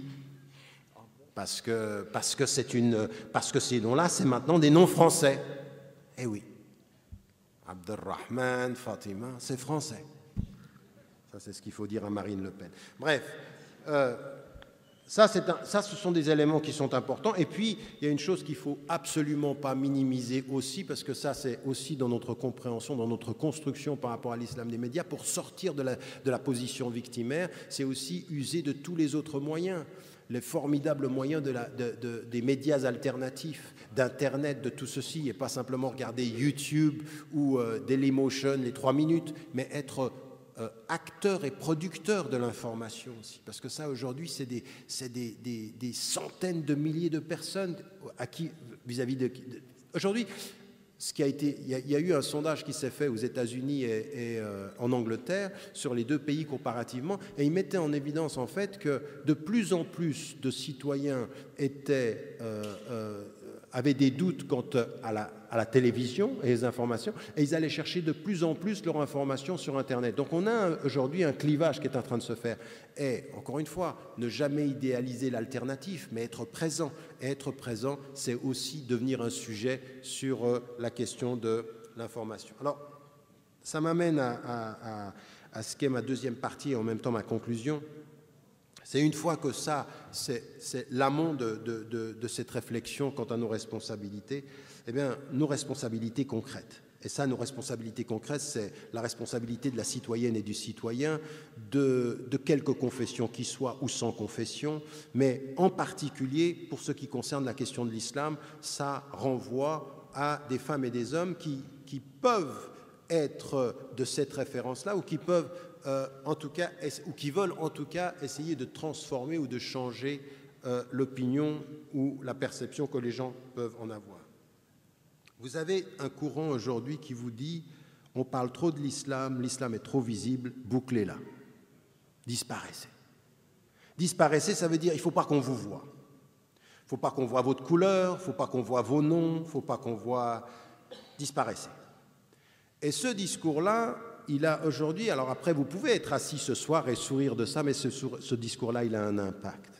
Ce discours-là, il touche certains, pourquoi? Parce que la pression est telle qu'on perd confiance en soi, et quand on perd confiance en soi, on a envie de moins apparaître, moins de visibilité.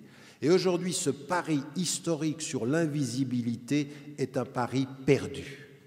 Ça n'arrivera jamais. Vous ne pourrez pas faire disparaître votre couleur, vous ne pourrez pas, avant des générations, faire disparaître vos noms, et il ne le faut pas. La question aujourd'hui sur la façon dont on vous dit et on entretient la peur, c'est d'être de plus en plus présent et de plus en plus prendre la parole.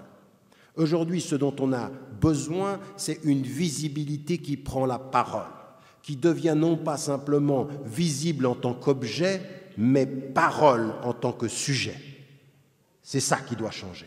C'est-à-dire, aujourd'hui, de s'investir et de prendre la parole. De prendre la parole dans les médias, de prendre la parole sur les réseaux alternatifs, d'être présent, de prendre ce sujet qui est nous et de dire, voilà, nous sommes. Et c'est aussi important, parce que ça a été mis en évidence, quand on est tout le temps en train de vous dire, vous êtes l'altérité, à un moment donné, il faut que vous expliquiez d'où vous parlez. Et vous parlez de ce pays qui est votre pays, qui est la France, c'est-à-dire que vous vous placez dans le nous qui constitue le nous national. Jamais dans cette alternance. Ça, c'est particulièrement important. Mais comment est-ce qu'on le fait? Ce n'est pas en le répétant. Ce n'est pas en répétant « je suis français ». À un moment donné, il dit « tu es tellement en train de le répéter, je commence à avoir des doutes ». C'est pas ça. C'est pas simplement d'où on parle en disant qu'on est français, mais si d'où on ne parle que de l'islam en tant que français musulman, eh bien vous êtes dans l'altérité. C'est là où c'est le plus important, c'est qu'aujourd'hui il faut apparaître dans les médias en parlant d'autre chose que de l'islam. Comprenez? À partir du moment où vous parlez des questions nationales, en tant que sujet national, eh bien vous n'êtes pas en train de confirmer, c'est-à-dire ces gens qui sont français, ils ne sont visibles que quand on parle d'eux. Eux, c'est les autres, les musulmans. On parle de l'islam, ils sont là. Donc aujourd'hui, il faut une présence dans les médias qui soit une présence qui parle du fait national et qui pose des questions sur les choix de société aussi, sur des questions économiques, sur des questions sociales, sur des questions éducatives. Vous devenez nous quand vous parlez de nous, de ce qui nous concerne nous, pas simplement de ce qui vous concerne vous en disant nous. Parce que si vous dites vous, chaque fois que vous parlez de vous, ou que vous disiez nous quand vous parlez que de vous, c'est vous. Et c'est pire encore, c'est très dangereux, parce que vous voulez nous coloniser, nous. Raison pour laquelle vous dites nous. Vous voyez cette attitude-là? Ça, c'est dans la psychologie. Vous ne le voyez pas dans le discours, mais c'est là tout le temps. Donc à partir d'un certain moment, il faut se considérer dans les sujets que l'on aborde comme un nous, pas simplement en disant nous comme sujet et on ne parle que de l'islam. Ça, c'est une première attitude où, malheureusement, je vais vous donner un exemple. Il y a un journaliste, il m'appelle pour participer à une émission de télévision et il me dit, il n'y a aucun sujet sur l'islam. Aucun sujet sur l'islam. Ça t'intéresse? Je dis oui, ça m'intéresse. Ça m'intéresse parce que je n'ai pas envie que de parler que de ça. Parce qu'aujourd'hui, intellectuel musulman, c'est dès qu'il y a un problème sur l'islam, viens, parle. Et on a parlé il n'y avait pas un sujet sur l'islam. Le lendemain, sur mon site, des messages. Mais qu'est-ce que tu es allé faire dans cette émission? Pourquoi tu es allé parler? De quoi tu parles? Du style, si toi, en tant que musulman, tu parles d'autre chose que l'islam, en fait, tu es en train de te faire coloniser. Et ça, c'est la mentalité des musulmans aujourd'hui, de certains musulmans. Dès qu'ils voient un des leurs parler d'autre chose que de nous, tu es un des leurs. Un traître. Ou alors, tu n'es pas net. Ça aussi, on est des champions de la paranoïa. Mais comprenez bien que tout ça, c'est induit par ce qu'on vient d'entendre, c'est-à-dire qu'on a intégré une espèce de rapport à nous et à notre société qui fait de nous les autres, et on ne parle que de nous à l'extérieur du champ de référence commun. Et ça ne peut pas marcher. Donc à partir d'un certain moment, on induit chez le journaliste une attitude vis-à-vis de nous qu'on est en train de lui reprocher en même temps. Et là, c'est un vrai problème. Il y en a beaucoup aujourd'hui qui ont accepté ce type d'attitude. La deuxième des choses que je voulais dire, qui est d'une énorme responsabilité, parce qu'on a vu, je veux dire, aujourd'hui, il y a un certain nombre de mots qui sont connotés. Alors, il y en a certains qui disent, tu prends la parole, tu dis pas charia. Tu prends la parole, tu dis pas djihad. Tu prends la parole, tu dis islamisme, mais islamiste, fais attention. Et aujourd'hui, à partir d'un certain moment, là aussi, c'est important. C'est qu'il ne faut pas laisser à des gens qui n'ont peut-être même pas fait d'études sur la question ou qui ne connaissent pas le choix des définitions des mots. Je veux dire, même le mot salafi aujourd'hui. Je veux dire, mais 80% des journalistes qui utilisent ce mot, ils ne savent même pas ni son origine, ni son...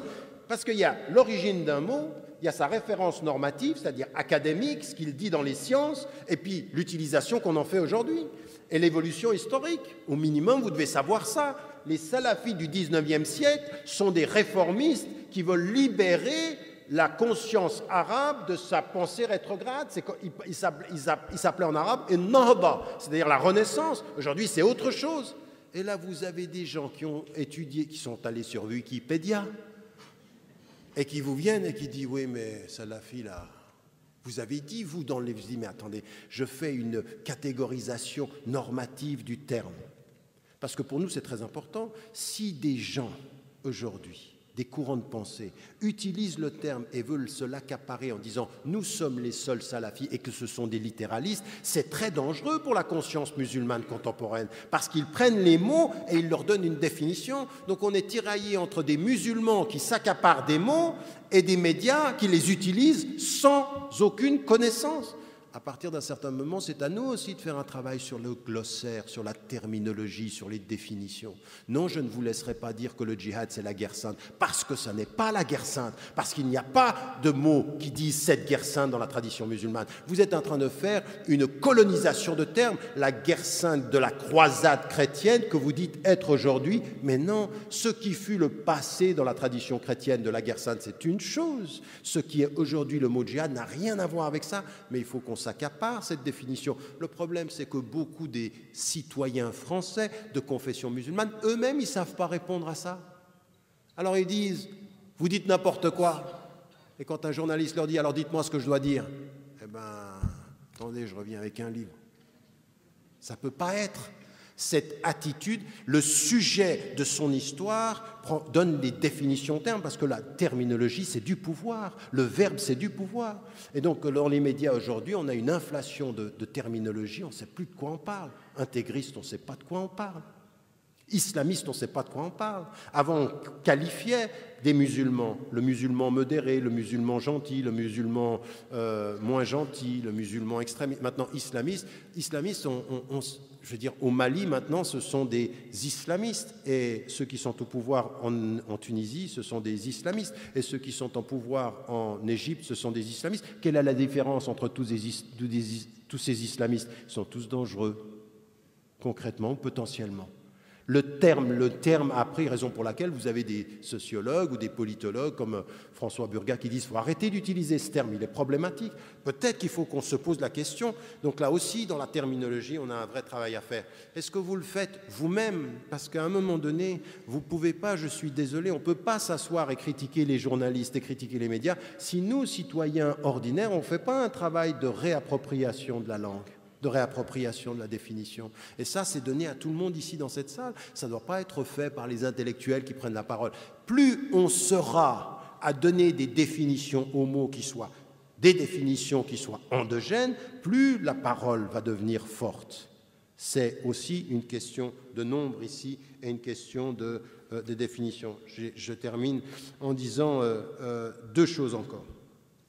La première, c'est que parfois on vous pose des questions et comme il a été dit, ce sont des questions induites, c'est des questions qui vous poussent, qui sont des questions pièges en fait. En communication élémentaire, ce sont des questions pièges. À des moments donnés, il faut refuser de répondre à certaines questions. Il faut questionner les questions. Il faut questionner pourquoi vous me posez cette question. Qu'est-ce que vous voulez dire par cette question? À des moments donnés, il y a des questions auxquelles il ne faut pas répondre. Et encore une fois, quand quelqu'un vous dit « Est-ce que vous êtes d'abord ci ou d'abord ça ?» il y a quelque chose là derrière. S'il vous dit vous êtes d'abord ci ou d'abord ça, c'est que vous êtes l'autre, vous n'êtes pas un des nôtres. Donc j'aimerais savoir, est-ce que vous êtes d'abord avec moi ou vous êtes quelque chose d'autre? Et il y a beaucoup de musulmans, alors parce qu'ils sont touchés dans leur fierté, ils répondent avec fierté. Il y en a qui ont des réponses émotives, pas du tout des réponses ou qui comprennent la question. Répondre à une question, c'est d'abord comprendre la question. Et il y a certaines questions, quand vous les avez comprises, il faut les refuser. Elles sont minées, elles sont idéologiquement orientées. Et donc aussi, il faut avoir cette capacité-là. Il y a des débats aujourd'hui qu'on crée médiatiquement dans lesquels il ne faut pas tomber, il ne faut pas entrer, il faut dire « ça ne m'intéresse pas, ce n'est pas mon problème ». Vous êtes en train de créer un problème qui n'existe pas. Il faut faire des choix, il faut être sélectif. Ce n'est pas toujours facile parce que des fois on est embarqué. Moi-même, à des moments donnés, dans ma vie, après je me suis dit, mais qu'est-ce que je suis allé faire là-dedans? J'aurais pas dû. C'était un piège, en fait. La question elle-même, c'était un piège. Et donc, je crois qu'il faut refuser ça. Il faut questionner certaines de ces questions. Il y a une autre chose qui a été dite aussi dans le débat ce soir et qu'il faut qu'on rappelle, c'est qu'il faut oser l'autocritique. Il faut oser l'autocritique. Et l'autocritique, c'est arrêter avec ce mythe de la communauté musulmane où il faut qu'on fasse front parce qu'on a un ennemi et on lave pas son linge sale en public. Non, il faut oser aujourd'hui dire et affirmer avec force qu'il y a parmi les musulmans une diversité de courants de pensée, qu'il y a des gens qui pratiquent et qu'il y a des gens qui ne pratiquent pas, qu'il y en a qui pratiquent de ça. Il faut admettre, même parmi les pratiquants, qu'il y a différentes façons de pratiquer. Il faut que nous ayons suffisamment confiance en des principes pour accepter la diversité de leur compréhension. Et ça, c'est un des éléments qui est très problématique chez beaucoup de citoyens, c'est-à-dire que comme ils sont sur la défensive, ils idéalisent une communauté qui n'existe pas. En fait, c'est pas vrai. C'est pas comme ça que les choses sont. Et quand vous êtes aujourd'hui entre vous, vous savez bien, il y en a qui sont... il y a des divisions culturelles, il y a des séparations d'interprétation. Aujourd'hui, il faut oser dire à un moment donné. Il faut oser dire à des moments donnés, mais ça, je condamne, moi, ça. Ça, je condamne ce qui est fait là au nom de ma religion, je ne suis pas d'accord. Il faut oser le dire, pas pour faire plaisir, mais dans la cohérence. Dans la cohérence, et il faut le dire avant, il ne faut pas le dire, et il faut le dire avec une liberté de pensée. Il faut aujourd'hui oser prendre des positions claires par rapport à ce que certains musulmans font. Il faut oser, il ne faut pas avoir cette peur. Je veux dire qu'aujourd'hui, on veut faire plaisir à l'Occident, puis on ne veut pas se griller avec les musulmans. Donc on ne dit rien. On dit la parole qui fait plaisir, puis on ne dit rien à l'intérieur. Je suis désolé, aujourd'hui la conscience musulmane, elle a besoin d'être réveillée, même par l'intervention des médias. À des moments donnés, il faut oser dire qu'il y a des choses qui sont faites au nom de l'islam qui sont absolument inacceptables. Et pas simplement au Nord Mali parce que c'est facile, ou contre Ben Laden où c'est facile. Moi, je suis désolé, pas simplement. Il y a des attitudes que l'on a aujourd'hui qu'il faut questionner dans les pays d'origine, en France aujourd'hui, des attitudes qui ne sont pas normales. Il faut faire cette critique-là, mais pas pour faire plaisir. Mais pourquoi? En se considérant comme sujet, pour nous faire du bien à nous, pour nous réformer nous, parce que c'est le miroir dans lequel on se renvoie et c'est notre propre image. Donc je crois que de ce point de vue, il faut aussi oser ça. Dernier élément de tout ceci, déplacer les questions. Comme il a été dit, à des moments donnés, on vous parle de certains sujets, il faut déplacer les questions. Aujourd'hui, vous remarquerez, je ne cesse de le répéter, dans les médias, aujourd'hui, l'islam est perçu comme un problème et chaque fois qu'on vient, on vient vous parler et on vous interpelle comme un problème. Aujourd'hui, ce qu'il faut, c'est qu'on apparaisse dans les médias avec d'autres questions, des questions de sens, par exemple. Des questions sur le sens des choses, les finalités, la spiritualité, ce qui détermine, des vraies questions sur lesquelles on a un apport, une contribution, sur les arts, sur le divertissement, sur la nourriture, sur la consommation. Il faut que nous soyons capables, en tant que citoyens, d'apporter dans les médias ou dans le domaine des médias d'autres questions que les questions qu'on nous pose. On nous vient avec des questions problèmes, on apporte des visions alternatives de contribution, mais qui sont importantes, les questions du sens, les questions de la solidarité, les questions qui sont liées à des questions de sens très profondément. Ça aussi, parce que plus vous parlez du sens, moins vous êtes dans l'altérité. Moins vous êtes dans l'altérité, plus vous parlez du sens que les gens, je veux dire, de l'humanisme, de la question, même de la raison et de la foi, de la question de la finalité des choses, de la consommation. Plus vous parlez de choses qui vous touchent très profondément, plus vous allez voir que vos concitoyens ont ces mêmes questions fondamentales. Et là, vous venez dans la liste des préoccupations, parce que les préoccupations par rapport au chômage, par rapport à la vie, par rapport à la dignité humaine, sont des questions qui nous touchent, par rapport à la vieillesse, tout ça sont des questions qui nous touchent. Et donc, à partir d'un certain moment, déplacer le centre de gravité de ces médias qui font de nous un problème, à nous des sujets de médias qui apportent d'autres questionnements sur les finalités. Sur ça aussi, c'est important. Et là, on va se trouver en face des problèmes de tout le monde. Les chrétiens, les partis politiques, ils ont tous des problèmes avec les médias, parce que les médias, ils s'occupent souvent par la nécessité du fait de là où il y a des problèmes. Et c'est là où il faut qu'on apporte d'autres réflexions, qu'on trouve les moyens de rendre ceci intéressant, de rendre ceci positif. Et bien, j'aimerais vous dire une chose, et ce sera ma conclusion. Tout ce que vous avez entendu sur les sondages, c'est pas vrai. La France, c'est pas ça. C'est là que c'est le plus important. Bien sûr qu'il y a des peurs, bien sûr qu'il y a des perceptions négatives, mais ce n'est pas vrai. Et ce pourquoi les médias, numéro après numéro, ils entretiennent ça, c'est parce que certains idéologiquement sont en train de se rendre compte du contraire en fait. Que la normalisation de cette présence, elle est en route, que ça marche en fait. Tous ceux qui chaque jour sont en train de dire l'intégration échoue, ceux-là sont en train d'essayer de créer un échec. Mais la réalité du terrain, elle n'est pas celle-là. Vos concitoyens, ils ne sont pas dans cette logique-là. Et c'est là où c'est le plus important, c'est là où il faut avoir un regard beaucoup plus positif sur les choses. Vous savez, cette idée du verre à moitié vide et du verre à moitié plein, le verre est à moitié plein. Il y a du travail à faire, mais le verre, il est à moitié plein. Sur les 50 dernières années, il y a des évolutions qui sont extrêmement importantes. Et ce que l'on voit sur le terrain aujourd'hui, au-delà de ce que font les médias, de cette peur qu'elle entretient, c'est qu'il est tout à fait possible, qu'il y a une conscience française qui se rend compte que c'est possible. C'est là-dessus qu'il faut travailler. Mais c'est là-dessus qu'il faut travailler en ne surestimant pas les médias, mais sans les sous-estimer. En étant des sujets qui prenaient la parole sans être des objets qui disparaissaient du champ public. De choisir les sujets qui sont les nôtres et de ne pas laisser les médias choisir pour nous de quoi on parle. C'est aussi à nous de poser un certain nombre de questions fondamentales. Ça, c'est là où on devient des acteurs de la société et qu'on peut répondre à cela. Mais encore une fois, je sais que les perceptions aujourd'hui sont que c'est vraiment négatif. Mais ce que je peux voir, c'est que les courants historiques sont beaucoup plus beaucoup plus positif et constructif que ce qu'on le laisse entendre. Et là-dessus, c'est avec ça qu'il faut construire maintenant et pour l'avenir. Merci. Merci. Merci. La vente de livres qu'on va venir dédicacer là dans un instant. En vous remerciant tous, en remerciant Farouk à la technique de Pastel FM, les auditeurs, les auditrices.